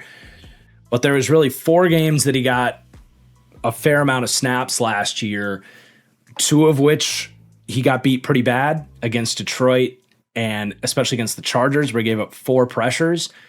two of which were much better. Half a game's worth of snaps against the Packers and a start against Cleveland, week 17, where he held his own. So just kind of your classic 7th round Steelers developmental guard that they believe in. We should probably believe in as well, but there's not a lot to really stand on with him other than coming in as a bonus blocker and like beating up on weak side backers and unsuspecting defensive ends, right? That's something most offensive linemen can handle. And then he's going to, I think, be competing with Jennings Dunker, their 3rd round pick who played tackle at Iowa, but it doesn't take long to watch Jennings Dunker and realize that that's a guard. He just doesn't have the range and athletic ability to play pass protection at tackle. It's very clear. Like, he just doesn't move like that. But he is athletic moving forward and can smash you. He's honestly very similar to Mason McCormick for what he was as a prospect. But McCormick actually played guard in college, whereas Dunker's going to have to learn that position and figure it out. So it's unclear kind of who's going to win that right guard job. It's probably going to be Spencer Anderson, but whoever does is going to have to prove it. Brock Hoffman as well has some interior flexibility and started a decent amount of games in Dallas, and he was like adequate as a weakest link for those offensive lines. He's another option as a floor setter if Anderson really does struggle and Jennings Dunker's not ready. It's another piece, but he'd be certainly a questionable piece. And then you go to right tackle, where you have another position battle between Maxi Honachor, your 1st round pick, and someone that kind of broke out as an undrafted surprise last year in Dylan Cook. And this is where I'm actually going against the listed starter right now. Right now they have Spencer Anderson and Dylan Cook as the listed starters. I actually think Spencer Anderson probably wins that job, though it's a close race. And I think they go with Max Honachor as a rookie, unless he really struggles. It's nice that you get a little bit of a floor in a Dylan Cook, but Cook, as an undrafted player out of Montana, it's not like he was perfect in his undrafted rookie season. It was enough so that they obviously wanted to continue investing and go 1st round in a Maxi Honachor. But, you know, I think you have a decent enough floor there and someone that has shown that he can hold his own, relatively speaking. And then you just draft pure upside in Maxi Honachor out of Arizona State, who's a really fun prospect. Like, I raved about his movement skills, his athletic upside, the fact that he's relatively new to football and still like largely held his own against college competition against someone like David Bailey. He definitely held his own, but there's a lot of glitches in his technique. And with his hands, especially, like, NFL offensive line coaches' ability to get him to be more accurate and vary his hand techniques and basically just not lose reps because of horrible hand technique, that's going to make or break his rookie season. It's going to make or break his career. Like, it was so clear watching him play. Like, he's got the size, he's got all the measurables.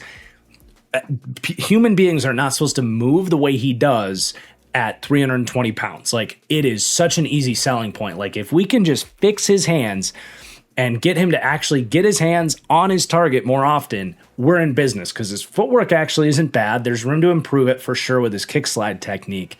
But the footwork's not a big question mark for me because he's so athletic. And honestly, I think his play strength is at a very good starting point. It really is just like at the core of blocking in the trenches, you have to be able to get your hands on your target and sustain that block. And he struggles with that in both phases. So how much he comes along if he wins this job and how well he plays if he does win this job is entirely up in the air. There is an outcome where he is something like we saw from, say, Kingsley Suamataia for the Chiefs at tackle in his rookie year, which was pretty unplayable. Tyler Guyton for the Cowboys, which has been pretty unplayable.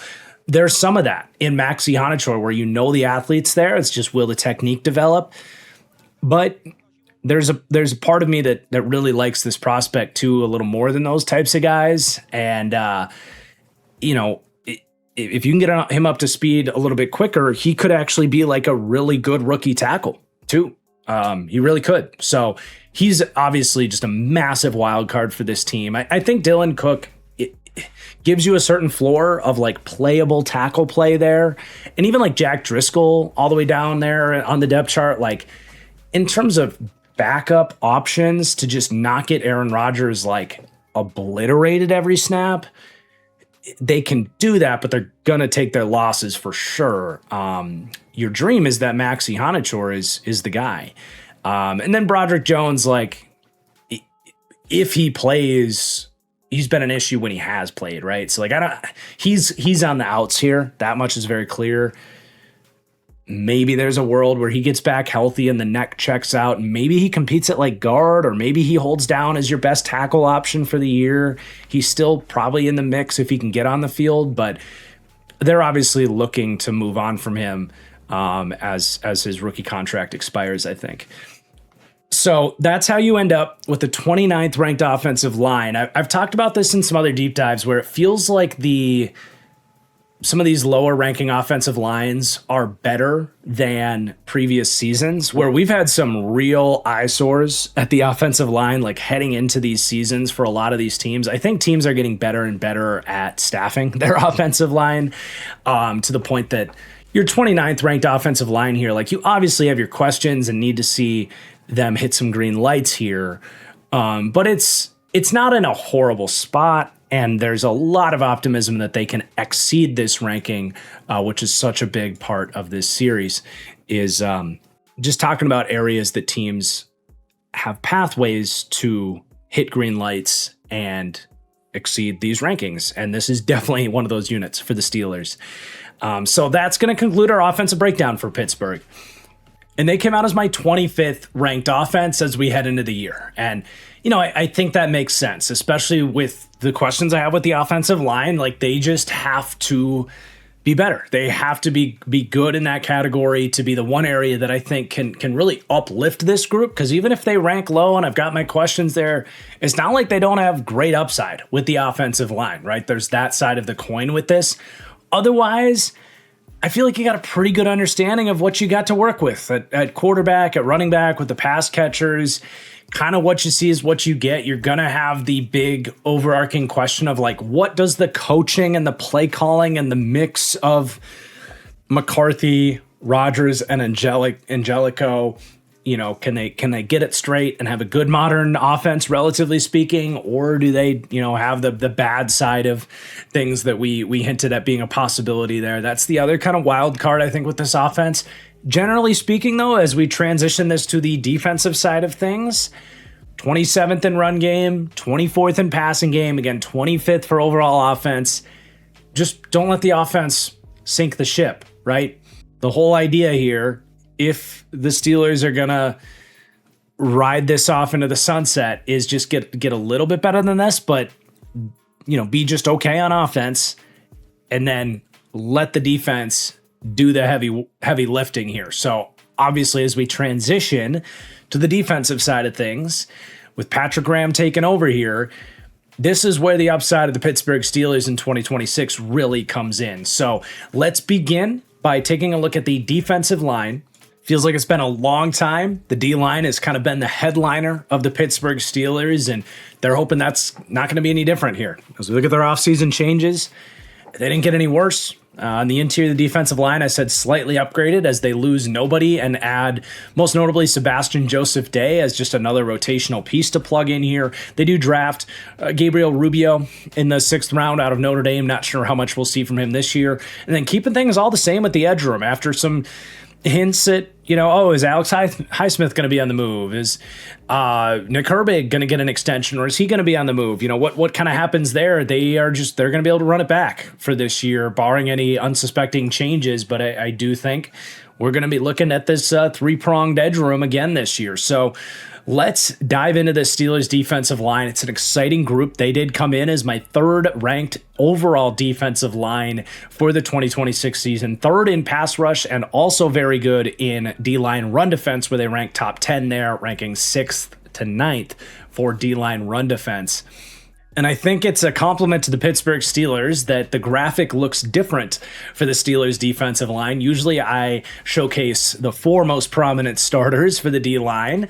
The Steelers had to get 6 guys up there for their starters, because it really is a 6-man it's a six-man conversation. They're not going to be able to get all these guys on the field at once, but the fact that they will get all these guys significant playing time is big. And these are all important players for the final ultimate success of the Pittsburgh Steelers this year. Let's start with the edge room, where you're kind of at this fascinating point in time, I think, where you could have a legitimate debate as to who the best edge rusher of these three players is. You've got a case for all three: TJ Watt, Alex Highsmith, and Nick Herbig, who have all been paid now, right? Herbig most recently gets a 4-year, $100 million contract here, them really reinforcing the idea that he is a part of their long-term plans, essentially getting the same deal Alex Highsmith got, just adjusted for inflation. Highsmith was a 4-year, $68 million contract several off seasons ago. The edge market has spiked since then, but the same idea, the mid-round draft pick that is really broken through as a quality starting edge rusher. And then you have TJ Watt, who they also paid last offseason, a contract that I did not endorse personally. And so far, I think my takes on that TJ Watt contract have aged well, because it's not like he was a pending free agent and his play is regressing to the point that it is a debate who the best edge rusher in this room actually is. And now you have, a situation where you're paying three edge rushers roughly $80 million a year combined. And that's before Alex Highsmith looks at, the edge market and his age at 28 years old and asks for some new money, which is just around the corner here. But it is a very fun debate, because obviously TJ Watt, the legend, who's still playing at a high level, even if he's not what Steelers fans wish he was, fresh off of just getting $40+ million a year.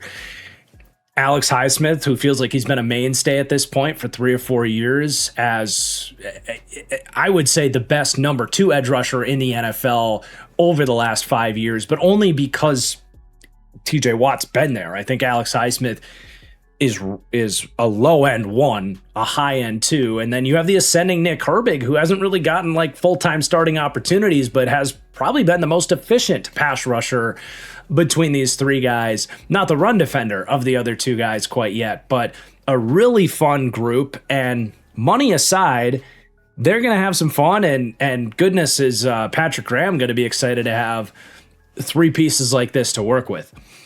I do want to give these guys a little bit more of an individual breakdown, though. So like TJ Watt, we could have a long conversation about TJ Watt. We could try to keep it shorter. It is one of those deals where like, there's not a lot of Steelers fans that are going to listen to you when you say, TJ Watt's no longer in the conversation for not just the best edge rusher in the league. I don't think TJ Watt deserves to be in the top 10 edge rusher conversation. I don't. He, last season, for example, continued his regression from the year before, to the point that last season he had a 10% pressure rate, which is, I always say, the cutoff for honestly, that's pretty. It's hard to say poor, but if you don't have a 10% or better pressure rate, you really don't deserve to be on the field. That's like the baseline for okay, you can rush the passer at an adequate level at the NFL level. TJ Watt was at 10%, which ranked 88th out of 129 players. In true pass set win rate, those true third down pass rushing situations, he was 64th out of 129, so smack dab average for all NFL edge rushers. And even his pressure rate on those true pass sets was even lower, 91st out of 129. His down-to-down ability to defeat tackles and win blocks and consistently impact the quarterback on a drop-by-drop basis, I would say is certainly worse than Alex Highsmith and probably Nick Herbig. He just isn't where he once was. He's on the other side of 30. He's had a lot of injuries. He's always been a player that does win more because of his athletic ability than he does because of power, or even for having this crazy diverse set of rush moves. He has a couple different ways that he wins, but it's largely that speed, bend, cross chop combination for why he wins, and he just doesn't have the ability to do that as a go-to move as often, and that's reflected in the drop in pass rush efficiency. But the reason he's still is in the top 20 edge rush, like true pass rush conversation. Because what he does as a run defender is a whole nother conversation. It may be shown slight regression there, but he is unbelievable as a run defender. He's still one of the better run defending edge rushers in the league, so that helps. But he's still like, in my mind, like even though his down to down pass rushing ability is average, it really is at this point in his career, he's still like top 20 to 30 as an edge pass rusher, because he kind of like, I'd like to compare him to Mariano Rivera at this point. He closes games. He still has probably the best ability of any edge rusher in the league, that when he does win, to get strip sacks, to end games. And he has a little bit of that like closer mentality, I think, where when they do need that big win, they do need that ability to get after the quarterback and finish the sack and end a game, to have that quick win and that impactful win. He does have an ability, I think, to kind of save that cross chop, save that move that he needs to, and understand how the game's playing out, when to go to it, and how to help, get that impactful rush when he needs it. That's in there. And I see it, Steelers fans. That matters. I can't ignore that. But I also can't ignore the fact that there's a lot of times you watch Steelers games, and at this point, you might go a whole game and not even really notice TJ Watt's out there, especially from a pass rushing standpoint. It's just where he's at this point in his career, and that's why I do think the contract was a mistake for the Pittsburgh Steelers. I think at some point you do have to be a little bit hard with these franchise icons and be like, look, we know that you're going to get the fans on your side if you're asking for new money, and we know that you're regressing and this is your last chance to get money. But like, at some point, you got to kind of put your foot down and be like, no, your production doesn't warrant $41 million a year at this point. It doesn't. And Steelers fans do love to point to like the chip rate and the fact that like he sees so much extra help from tight ends and stuff. And I get it. My counter to that is, it's not like all these other pass rushers that are, way more productive than TJ Watt, that deserve to be ranked higher than TJ Watt at this stage. It's not like they aren't also getting chip help and double team help and still finding ways to rack up the pass rush efficiency. I also will point to like a lot of TJ Watt's wins actually are coming against those tight ends. He is actually benefiting, not all the time, but a lot of times his best plays are actually when he gets a tight end, and he's able to take advantage of that matchup. It's a delicate dance. There's obviously a lot of times where teams are focusing on TJ Watt, they double team him and he can't beat it. But I did a deep film dive on TJ Watt's pass rushing this year, and my eyes don't lie. There's probably 15, 20 pass rushers that I think are better down to down pass rushers than TJ Watt at this point. Not that he's bad at it, but again, there's a lot of times where you're like, the team really screwed up the idea of putting a tight end on him there, and TJ Watt racked up some bonus production in those situations too. But he is still at the end of the day in the conversation for who the best of these three guys is. Alex Highsmith, I think, is a little bit more of a straightforward conversation, just because I've spent so much time defending like how complete this dude is, how well he's developed, how like nicely refined his game is. He to me clearly has a better bull rush than TJ Watt at this stage. I think he's got the spin move. I think he's got better speed and bend than TJ Watt at this point. He's just got more ways to win as a rusher at this point.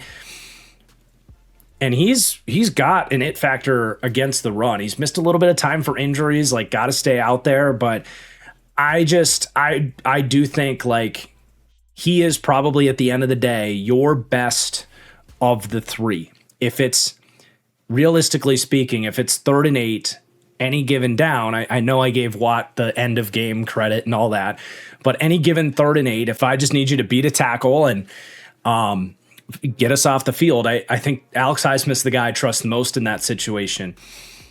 But then the fact that you have Nick Herbig, fresh off of getting this big contract, like arrows still pointing up on him. He's still hasn't been a full-time starter, and he's right in the same breath of like these guys and always was. I loved this as a draft pick. It's been a huge like draft take victory on the channel, like total steal, and was kind of a obvious like glaring like, oh, he's going to be a really good Pittsburgh Steeler.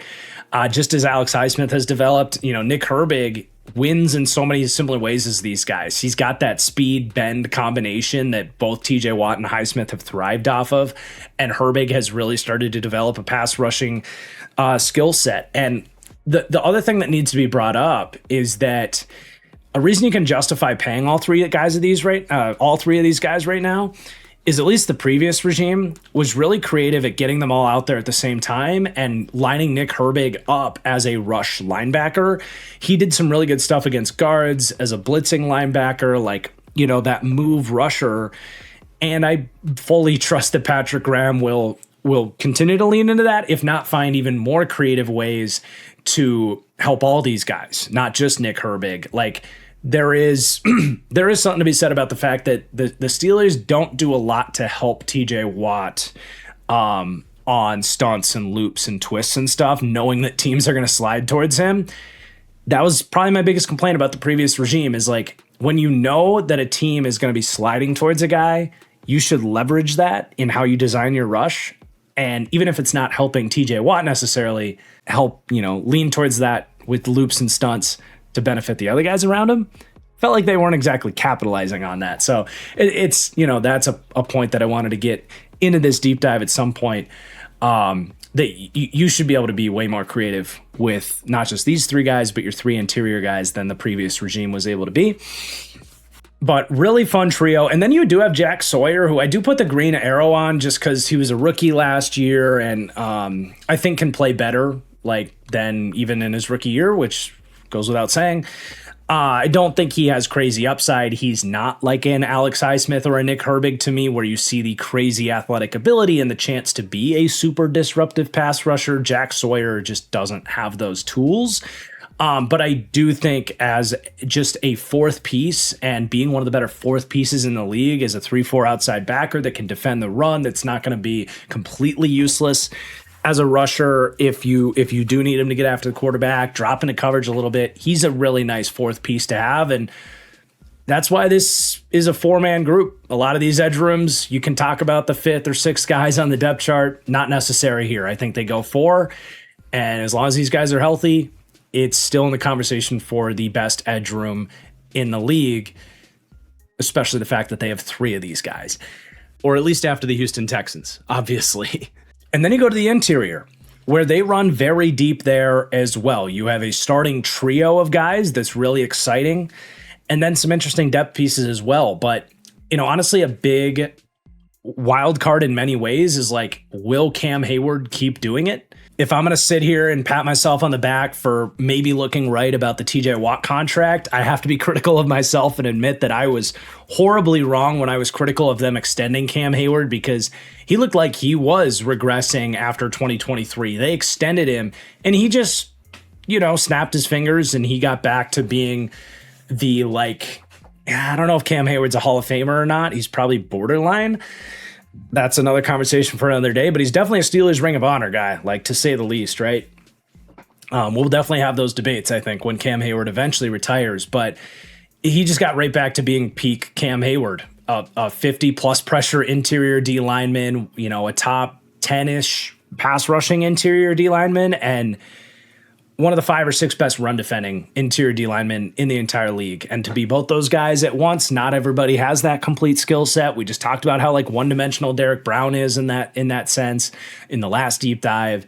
He's phenomenal. He plays above his listed weight. He plays about 295, a listed weight. I don't know if that's really what he's at these days, but he can absolutely hold his own against double teams. He's a do-it-all 3-tech. He's just incredible, and continues to be that. And at this stage, I think is the best player on this defensive line. And if he did this at 35, 36 years old, why couldn't he do it again at 37 years old? But Father Time is undefeated. If you're talking about more like that 2023 version of Cam Hayward, where at 34 years old, he looked like he was falling off, that's a big deal. You really need, in that case, these 2 younger, recent investments on the interior D-line to step up. And it's not impossible that those guys do it. And it's very reasonable to say, the Steelers have been investing in Keanu Benton and Derek Harmon, knowing that eventually Cam Hayward isn't going to be able to do this, right? So you have some insurance policies But it'd be really nice to not have to count on that and just say, yep, we got Cam Hayward doing his thing, still as one of the best interior D linemen in the league here at age 37. That'd be great if that can repeat, and I think it's reasonable to expect that he can. But yeah, you have these two young guys, Keanu Benton and Derek Harmon. And I put the up arrow on Derek Harmon.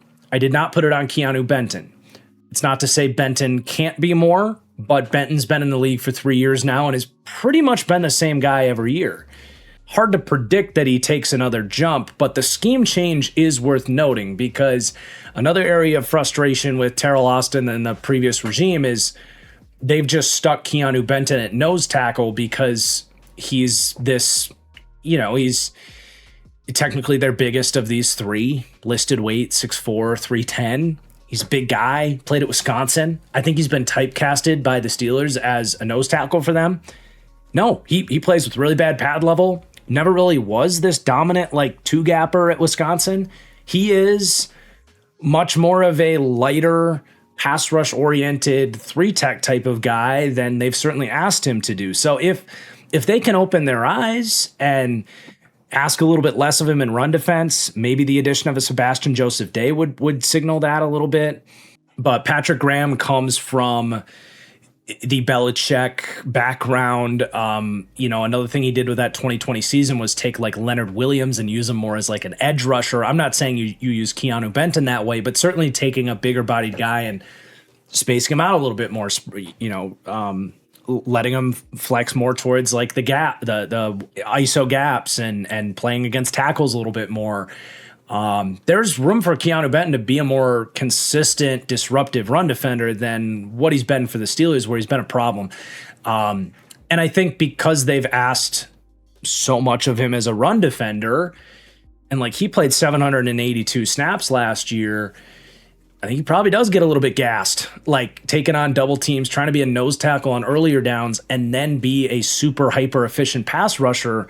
That's just really hard to do for Keanu Benton, who's a really good player, but not this isn't Chris Jones, So I didn't put the up arrow on him, but there's reasons to say if used differently, he really could be. He always reminded me of Stephon Tuitt, Steelers fans, who was a better version of this what we're talking about with Keanu Benton right now. And Tuitt played a lot more 4-eye, base end type of stuff. I'm curious how they want to use Benton this year, but he is definitely a good pass rusher, and he wins in a lot of different ways, deserves his credit as a part of the picture here. He's just kind of stalled out a little bit for what they've asked him to do. And then you get your first round pick in Derek Harmon. And this reminds me a lot of Troy Fautanu, where they took him in the first round and just kind of an injury-riddled rookie season that you're kind of dismissing. Now, Derek Harmon played a lot more. Harmon played in 13 games and gave it his all. He really wasn't an impact. He had his flashes as a pass rusher, but he was just dealing with lingering knee injuries. Never felt like he was 100%, and hopefully you can hit the ground running here in his rookie season. I mean, he was a really good defensive tackle prospect. I compared him a lot to Christian Barmore, but just really athletic, has some power. It's not that he's a bad run defender. Everything was there on tape at Oregon. It's a hard position to step in the league and make a giant impact anyway, especially when you're hurt.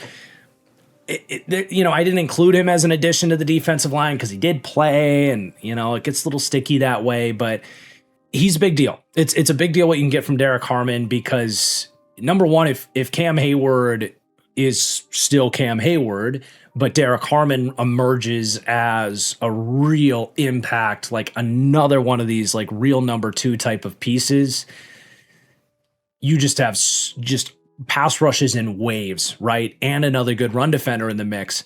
But also, he's super important in the very reasonable outcome where Cam Hayward isn't superstar Cam Hayward anymore.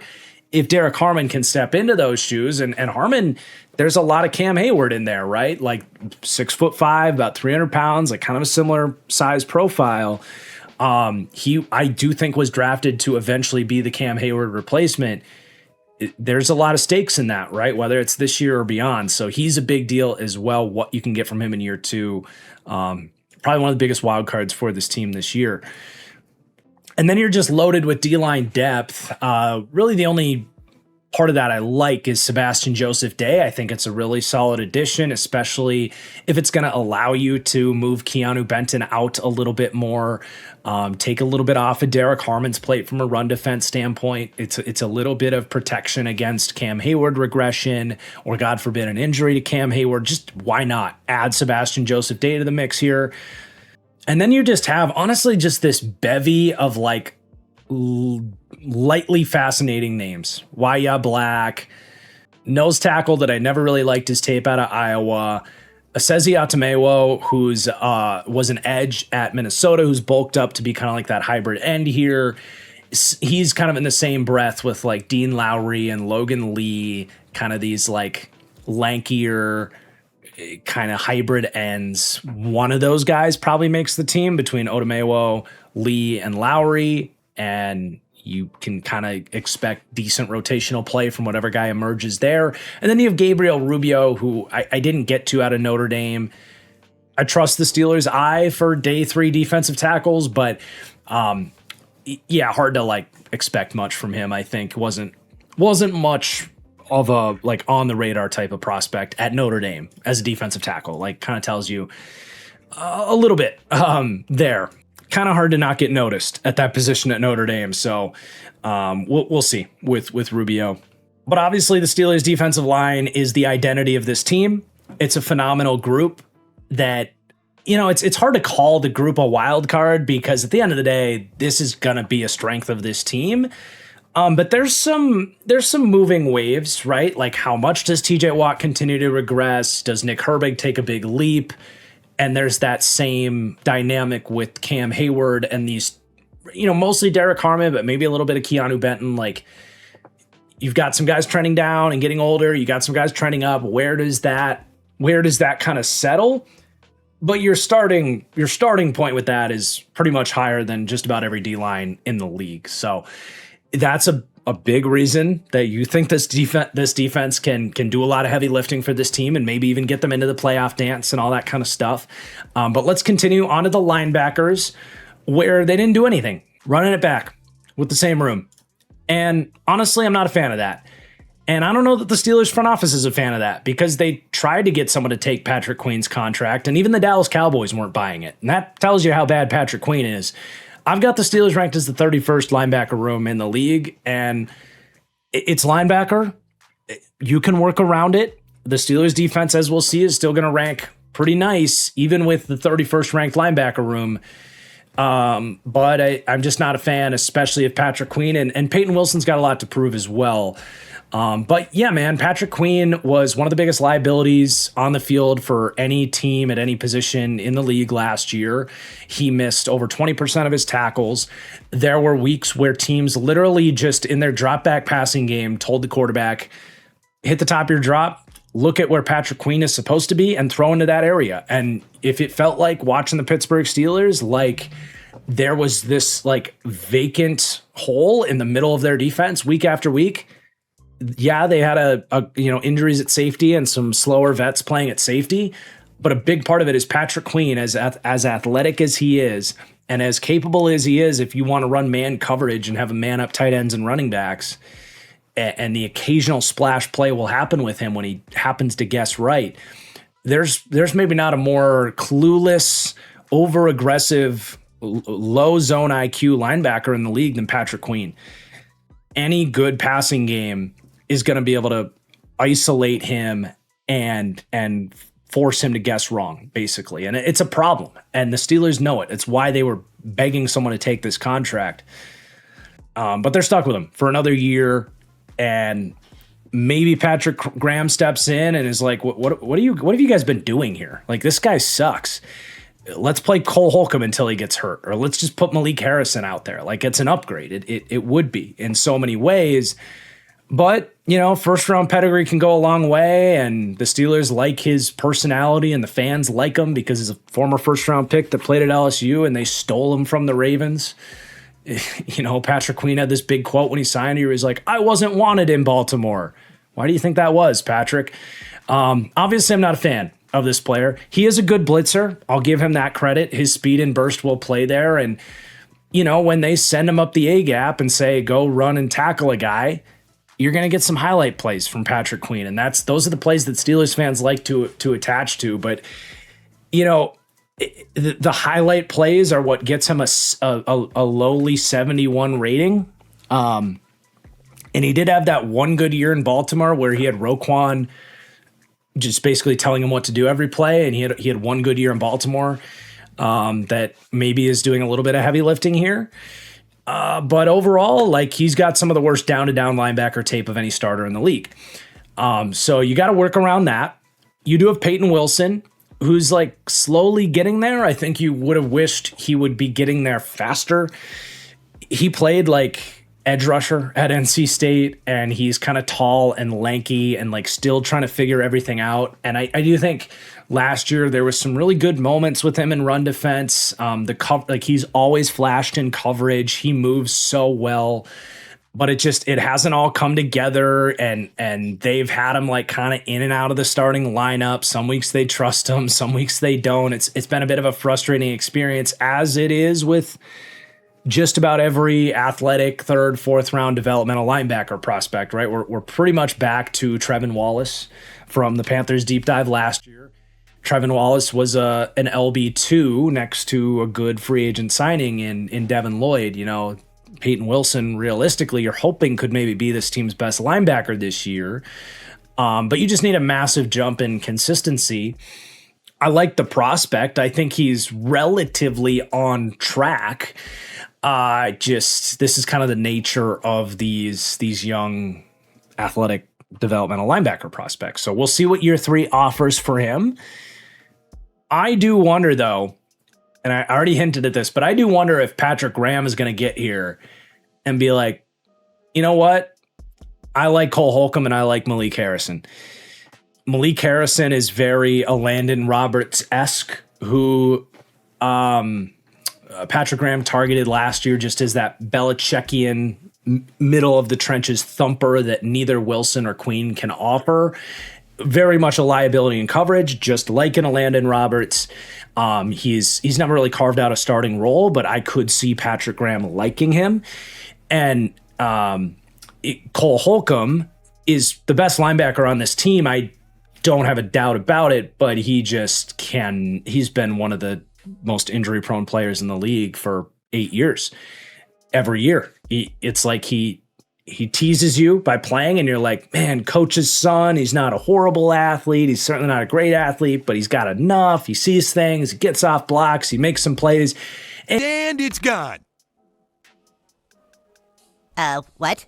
It's gone. It's all gone. Second South Park reference of the episode. You love to see that, but that's kind of why you can't really go with Cole Holcomb. But maybe he stays healthy this year. I don't know. You got a developmental Carson Bruner, who this team drafted. Jamin Davis, talk about first-round linebacker busts. I mean, you kind of have the poster board for why not to draft first-round linebackers here with Patrick Queen and Jamin Davis. But yeah, it's an issue. It was an issue last year, and Patrick Graham's going to have his hands full trying to fix this and scheme around it. There's avenues, whether it's Peyton Wilson developing or Holcomb and Harrison playing more, but it doesn't really feel like that's the route they're likely to go. And it's not like that's a super high upside route either. But yeah, they rank 31st here.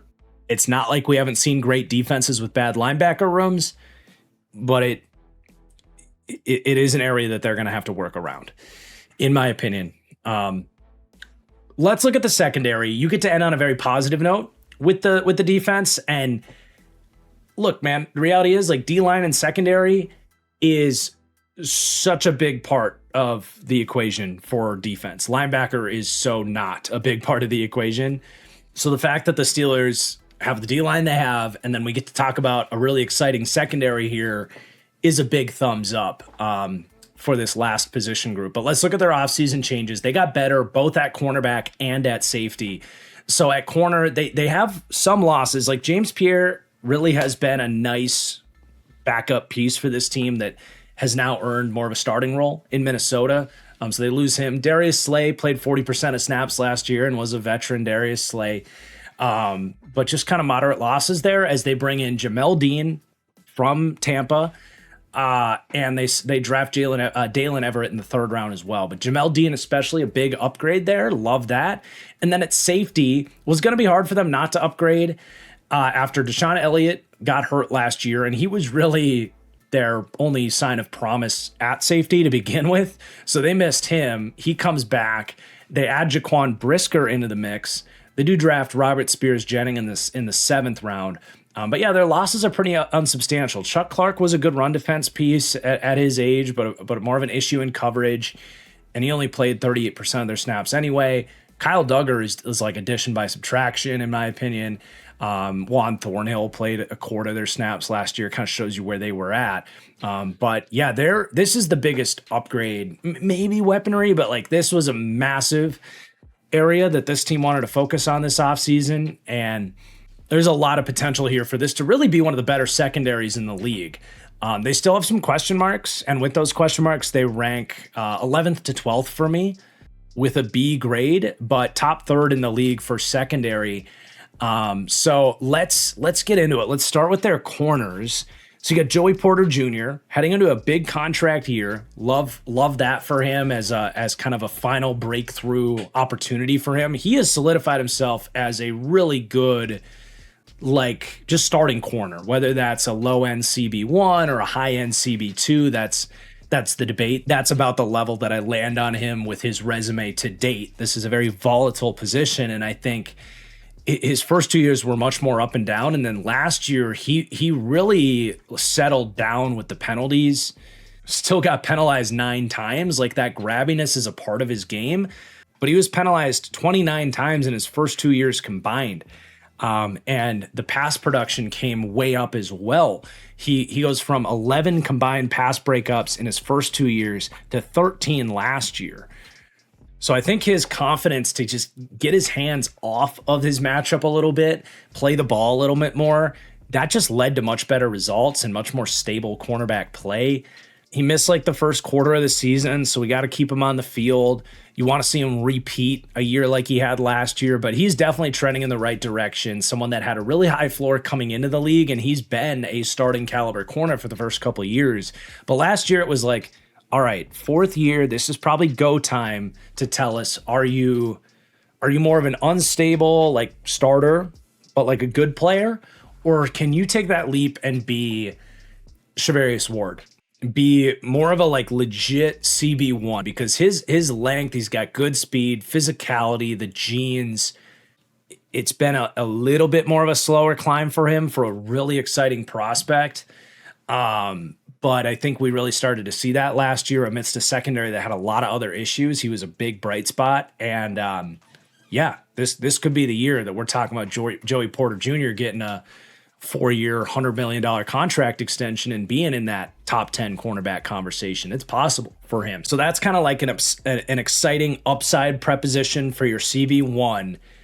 And then the Steelers secondary continues to be a bit of a wild card for me, because the rest of these pieces are exciting, but a little more on the risky side of things. Like Jamel Dean, really awesome value free agent signing, but he was available and a value because of his durability, where he's consistently missed roughly a quarter of his seasons for like his whole career. He's one of those types of signings where really the conversation about who he is as a player is shorter. Like we know he's a great player. And honestly, when he was on the field last year, he looked like he was having a career year. And then boom, the last quarter of his season, And it's gone. This line is for people who have money with the bank only. Please step aside. That's Jamel Dean in a nutshell.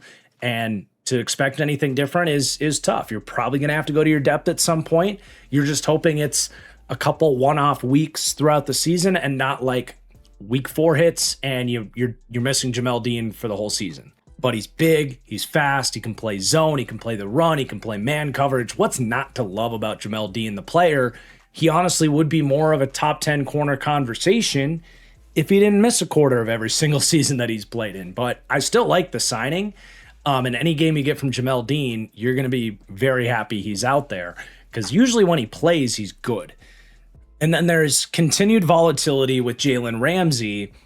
who's now going to be 32 years old and has played over 10,000 snaps in his career.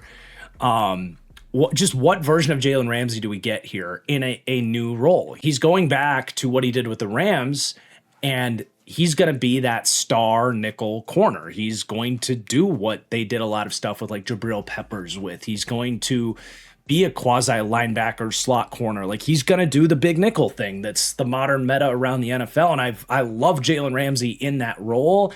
After last year, he just mid-season switched from slot corner, where he was probably better in the first quarter of the year in terms of ball production and stuff. Still had some really good Jalen Ramsey moments. And then they kicked him back to free safety because they needed somebody back there to just rally and tackle and prevent big plays.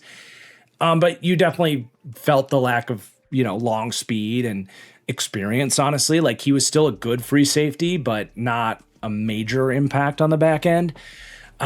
He's going to go back into the slot, which I think is a good decision as they fill in the rest of these, safeties with other, Elliott coming back healthy and Brisker in free agency.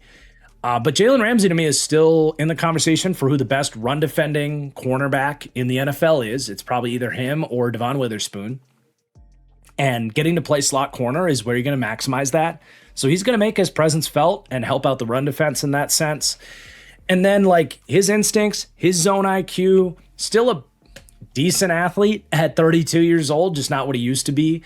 Like, we did see last year some moments where he felt a little stiff, got out-athleted. Some of the, even the last couple of years, like, you've seen him getting beat in coverage and have less ball production than we're used to, but we know he can still make big plays and read the quarterback's eyes and change games that way.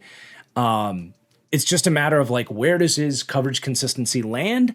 How many big plays can he make at his age? With the amount of time he's played, it's hard to know exactly what you're going to get from him, which obviously makes him a volatile wild card factor for this team this year. And then you have your two safeties, which when they're on the field, these two guys are very similar to me. Both guys love to hit, physical, smart players, Deshaun Elliott and Jaquan Brisker. I think Elliott's more consistent and proven as a high floor coverage player. I think we've seen Jaquan Brisker have a few more ugly moments as a coverage defender, especially in recent seasons. But both guys raise the floor in terms of they're going to rally to the ball. They're going to play super physical. You can rotate them up and down. One can play free safety. The next play strong safety, switch it the play after that. You know what I'm saying? So, like, I like the floor from that safety room. Neither are overly exciting high upside coverage defenders on the back end, but they can get the job done and get guys to the ground. The only question there really is Jaquan Brisker's medical history. And unfortunately with him, it's less of a matter of like Jamel Dean, where he's just constantly dinged and banged up. With Jaquan Brisker, he is one of these guys that it is believed that one more concussion and he's probably going to have to retire. He almost did with the Bears, but he came back last year. But I understand why the Bears didn't want to commit long-term money to him, and that's why it was only a one-year deal for the Steelers. Like, it's a math problem, right? Like, he's a good player. He's not an elite player. If he was an elite player, he probably would get a team that would be willing to go for him a lot more long-term. But you understand, like, no team wants to give him 3 years of guaranteed money when 3 weeks into the season, that could be it for him, So you get why the contract is lower. You incur added injury risk with him, but fun football player that gets to come back to the state of Pennsylvania to play some ball where he played at Penn State. But obviously between him, Jamel Dean, and Jalen Ramsey, there's floor there, right? There's a world where Brisker's not available, Dean's not available, and Jalen Ramsey takes a pretty steep regression at this point. That's why it's a wild card. But if Brisker and Dean stay healthy, Jalen Ramsey could actually be even better than he was last year, playing a full season in the slot in a better defensive scheme, and Joey Porter solidifies himself. Okay, you go from, the 11th ranked secondary that's got some questions attached to it to, damn, they produced as one of the best, maybe 4 or 5 secondaries in the league. So that explains the volatility, the wild card aspect of this unit. But let's go through some of the depth that they might have to count on if some of these injury questions come to fruition. So at cornerback, they do have a deep cornerback room, which is great. You don't have the upside of a Jamel Dean, But you have both Brandon Echols and Asante Samuel, who I think can play. Echols the last couple of years has been in a backup role, and honestly, he's been one of the better backup corners for what that's worth between his time with the Jets and here. If you got to lean on Brandon Echols, you can survive. He's going to take his losses, but you can survive. I like that.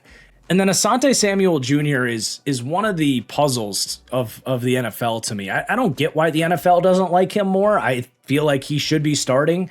He has some pretty serious deficiencies in terms of tackling and physicality at the catch point, and he's been very up and down, but that's cornerback. I know his dad is a little bit of a loose cannon. I don't know if that has something to do with it. That's just reckless speculation, but maybe that has something to do with it. I don't know, but I mean, he played all right when they had asked him to play last year. So I really do like their depth just as cornerback depth, but it's volatile. It's not what Jamel Dean gives you where it's like when he's healthy, he's a stud. And then Dalen Everett was a developmental corner that they invested in. Obviously, he just didn't stand out to me as a sticky coverage player or this great athlete, but he's got size and physicality that you can hopefully coach up. But I don't think you would get much from him in his rookie season. The safety depth is much more of a concern for me, and you're probably talking about doing what you did again last year, honestly, where if Briscoe or Elliott go down, you're probably kicking Jalen Ramsey back to the safety spot and asking Echols or Samuel to play, because Darnell Savage, massive liability when he's out there. Robert Spears-Jennings, I would expect the same. He was a speed-based developmental prospect that really didn't know what he was doing at Oklahoma, but God, he can burn. If he ever figures it out, he'll be fun. And then honestly, Sebastian Castro, I'm not ready to quit him. He is still hanging around here as an undrafted pickup. I liked him coming out of Iowa as just your classic Iowa defensive back. He's not dissimilar to a Deshaun Elliott in so many ways, where I just feel like if he gets that opportunity, he's not going to look back. He's going to carve out a role as a decent, balanced safety. I thought they were going to give him a chance to do that last year, man, and they didn't. So that's a red flag for him, but I still believe in what I watched from him at Iowa. And it's probably the only safety depth I'm remotely interested in other than Jalen Ramsey on this team right now. But there is your secondary. It is a fun conversation, if not a volatile one. I definitely think that secondary is what's going to ultimately determine the success of this defense. I think the D-line, one way or another, will be good. There's an area where this is just the best D-line in the league. If your old guys don't regress and your young guys take a step forward, you could be really cooking there. And that just feels like we've been kind of waiting for that to happen for a little bit here. But that's probably this team's best path to being actually a real playoff team, is just they're unblockable up front. Whereas right now they're an amazing defensive line. I wouldn't say they're unblockable.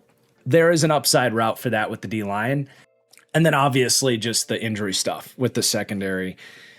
And can the coaching, can you get back to a point where, okay, it's not like I have them ranked low for defensive coaching here, but can you get back to a point where you feel like you're getting impactful, uplifting defensive coaching here with Patrick Graham getting a better opportunity with real talent? All right, then you can really see the path for this to maybe be, there's some nasty defenses in the league this year, but could you be more of that championship caliber defense like the Texans, the Seahawks last year? You're going to really need a lot to go right to get there, but I'm not going to act like that's impossible to hit green lights with the D-line, secondary, and coaching, and you do have that championship caliber defense behind what's hopefully just a solid offense. That's the dream for this season for the Steelers, is that all comes together. We know this team has been crafted around the talent on this defense, and they've invested. I mean, they're spending more money on this defense than anybody in the league, right? Like, that's what you would hope for. Can they get there? Probably not, but you're telling me there's a chance, right? Don't give me hope. That's all. It's all fans at the end of the day want, is a little bit of hope. And that's your hope for the 2026 Steelers, is the hope of an elite defense in front of just an okay offense. And with that, I didn't actually mention where I have them ranked as we do head into the season as more of their floor-based projection. They did crack the top 10 And that's the big selling point for this team, obviously. Coming in with that top 10 ranked defense, a little bit more split in terms of being 7th in pass defense and 17th in run defense, where we did see last year, certainly the Steelers having some issues there. And the biggest thing there is going to be that linebacker run defense. Can they work around having Patrick Queen and Peyton Wilson can hopefully get better? That would obviously help as well. But that's the prominent reason their run defense is more middle of the pack, because they're pretty damn strong everywhere else at the D-line with the secondary. And again, pretty firm coaching rankings there. Now, before we have some fun here and I start to give you some of my actual predictions for the Steelers here this year, we got to talk some special teams here, and they do have some moving parts here. I did ultimately say neutral in terms of offseason changes with the special teams, but it's definitely different. Like, you're probably downgrading at punter. Corliss Waitman graded out really well. Cam Johnston, based on his grading profile the last couple years, has yet to prove that he's not actually Bill Burr punting the ball for an NFL team. But swapping return men as well. Kenneth Gainwell, Calvin Austin. Austin's had some good moments, but Caden Wetjen was a sweet 4th-round pick. So maybe upgrading a little bit with returner, but downgrading at punter. Hard to call that, upgraded, downgraded. I took the cop out and just said neutral at special teams. And they do grade out well. Like, I used both the PFF and DVOA team grades, and they were basically average to slightly above average, 14th for PFF, 17th for DVOA last year. They have one of the best kickers in the league, Chris Boswell, 2nd-ranked kicker. Yeah, Cameron Johnston comes in, may or may not actually be Bill Burr, but he ranked 31st according to PFF over the last 2 years. With the rookie returner, still a little bit unproven, but Caden Wetjen does get the up arrow there, but they rank 14th to 24th for returner, that kind of middle cluster there of expected to be solid return men, but not proven great yet. But yeah, with my formula, they came out projecting as the 11th special teams for this season. And we'll see if the departure of Mike Tomlin and changing of special teams coordinators can keep up what's been a very, very good special teams in Pittsburgh for a long time, it feels like. But let's recap with my handy dandy Venn diagram of strengths, weaknesses, and those important pivotal factors for this team. Honestly, with the Steelers, not a lot of defining strengths to me, but really not a lot of weaknesses either. And for a Pittsburgh team that's felt like they've been stuck in purgatory for a long time, that's not a surprise. The weakness for me is linebacker, which is the least important position on the field, although I do say, just don't be ass at linebacker and you'll be fine. If Peyton Wilson doesn't get better, and if they don't lean on some of those other players not named Patrick Queen, they might be ass at linebacker, so it's notable. I have one surefire strength, and that is the defensive line. I think the secondary is also very close, but enough question marks there where the secondary landed in wild cards for me, because there was moments last year where the secondary felt like a real issue. If you get some bad injury luck with some injury-prone players, that could end up being a weakness again. So very much a wild card in the secondary. The offensive line we talked about earlier is the one area with the offense where it's like it's hard to know heading into the year exactly what you're going to get there. Players trending up, a couple of real unproven commodities. It's one of the wider range position groups we've seen in this series. If the Steelers had the worst offensive line in the league, that wouldn't stun me. If they were the 15th best offensive line, that also wouldn't stun me. The coaching in so many ways is a wild card. In every category, at head coach, not having the Mike Tomlin factor, and then it's Mike McCarthy now. What does that effect mean for this team? You've got the massive whirlwind of offensive play calling, and how does that all settle? Where it could be okay to decent, or it could be a disaster with McCarthy and Angelico. I probably should have looked up how to pronounce it because it's got an I-O at the end of it. But anyway, with Brian Angelico and Aaron Rodgers, where does that settle, as we've discussed? And then defensively with Patrick Graham as well. I mean, the whole influx of coaching is just a massive undoubted wild card for this team. And then the last wild card for me is that defensive line still to an extent. I feel pretty damn confident it's going to be a strength, but where exactly does that dust settle with a couple guys getting older, trending down, and a couple guys you're hoping that are still trending up? There's a range there. It's not the bottom range isn't like offensive line or secondary or coaching where it could be a weakness. It's more of like, does it peel back from being this prominent strength, kind of like it has at times throughout the last couple of years where it hasn't quite lived up to the pedigree, but still been pretty good? Or do you hit all the green lights and it's like we talked about, like that's a championship, like unblockable defensive line, which is somewhere in the range of possibilities. So those are the four big kind of areas of volatility and importance for the Steelers this year. If they're going to manage to continue the non-losing streak and maybe get into the playoffs, maybe make a little noise in the playoffs as opposed to just making it in and then getting slaughtered like they did last year against the Texans. But let's take a look at their schedule and what I'm ultimately predicting for the Steelers.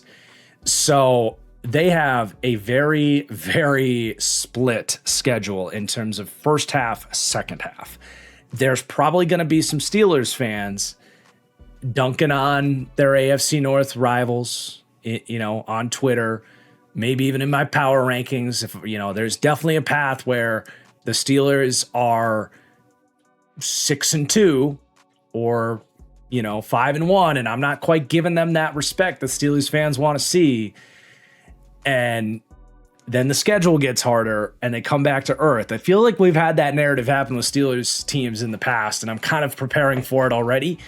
Dealing with some Steelers fans this year, we'll see if it plays out that way. I mean, maybe I just fall in love with this team and they're doing everything right and just kicking these teams' ass, and I do give them, top 5 rankings or whatever. But anyway, I do think they start strong. They have most of the games they'll be favored in before their week 9 bye week. So they have Atlanta at home.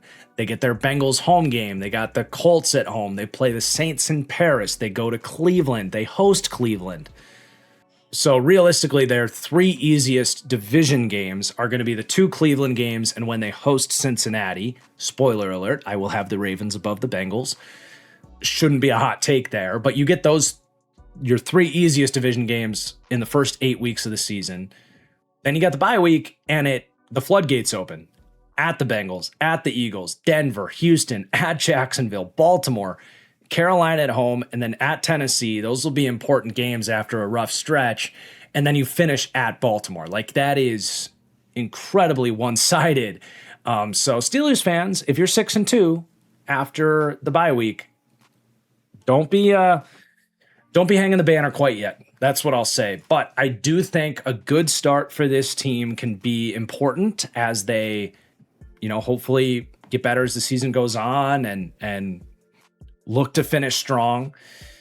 As far as my prediction goes there, I went with 9 wins, a 9-8 season for the Pittsburgh Steelers. It's just a different Mike, same story, right?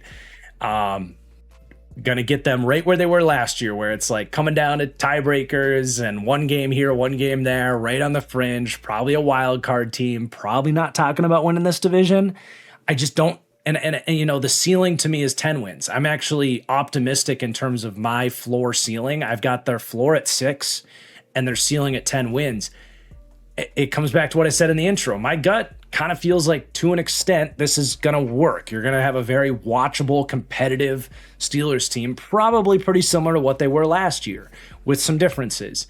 But yeah, like, that's probably the extent of what we're talking about here. I do have a hard time seeing tremendous offensive upside.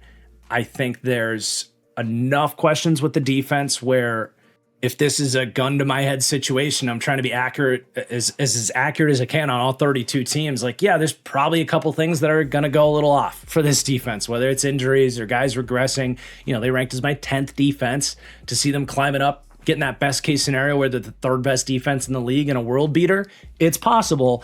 It's hard for me to predict that as an outcome. I think with the 10th best defense as I have and a solid offense, it's about a 9-win team for me, which is not the end of the world. But it's it's familiar territory for Steelers fans, and it's probably frustrating territory, and a reason that it all comes back to the Mike McCarthy hire and some of the exhaustion with that hire from many Steelers fans. But let's finish with some fun and do my superlative awards for the Pittsburgh Steelers.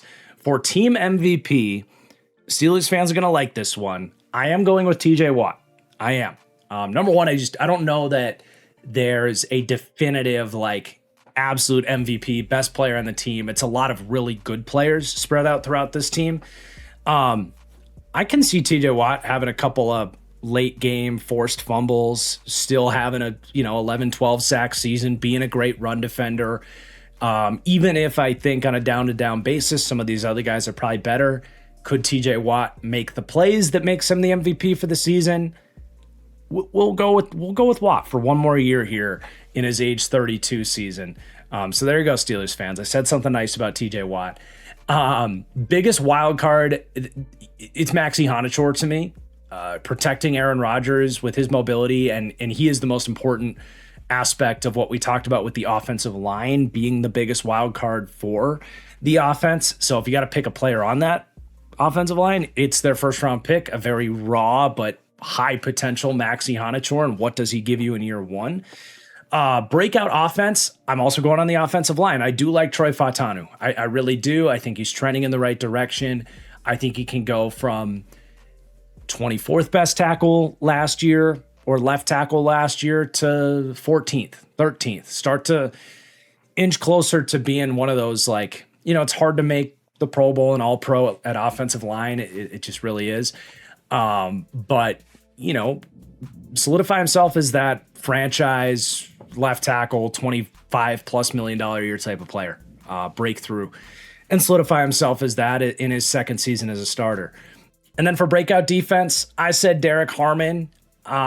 Pretty obvious reasons there. Really good prospect that just had a really injury-riddled rookie season, but I like his chances this year to remind us what type of prospect he was. Unsung hero, Darnell Washington. I think I gave him some good praise earlier, and he is starting to get some love, but he is just such a unbelievably fun player that he was a pretty easy pick for just doing all the dirty work he does. He gets credit for being this wildly big, awkward guy with the ball in his hands. What he does for their blocking and 12 personnel is really the value he brings to the table. And then fantasy MVP, it's Jaylen Warren for me. I still think he's underrated. He's going as like RB 28 right now. I think especially for like half point PPR, like I think he's going to get a lot of that Kenneth Gainwell receiving production. And even if his rushing stuff comes down a little bit because of Rico Dowdle and people are afraid of the rushing stuff, I think the uptick in receiving production is more than going to make up for it. And it's not like he's not going to run the ball a lot here. So I really am getting Jaylen Warren a lot in my fantasy leagues, redraft or dynasty, you name it. But there you go. There's your 21st ranked Pittsburgh Steelers. Probably a purgatory team, but maybe everything comes together and we get this magic Aaron Rodgers Cinderella season. Crazier things have happened for our 21st ranked teams here. But if nothing else, I am excited for the nostalgia hit that's going to be Aaron Rodgers and Mike McCarthy trying to get it done here.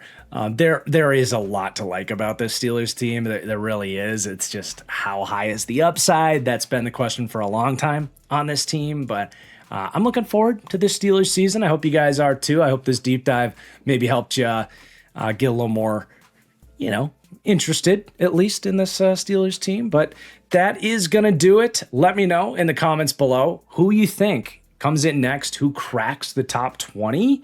We're starting to get up there, man. Like we are definitely, and I didn't mention this, but we are definitely into a next tier. The Steelers have jumped up into a tier 3 in these rankings of more playoff expectations type of teams. So that's another something for the Steelers on the way out here. But let me know who comes next. Let me know your comments down below if you think I missed anything. Thank you so much for watching. Please do hit that like button on the way out, and we'll talk soon. Cheers.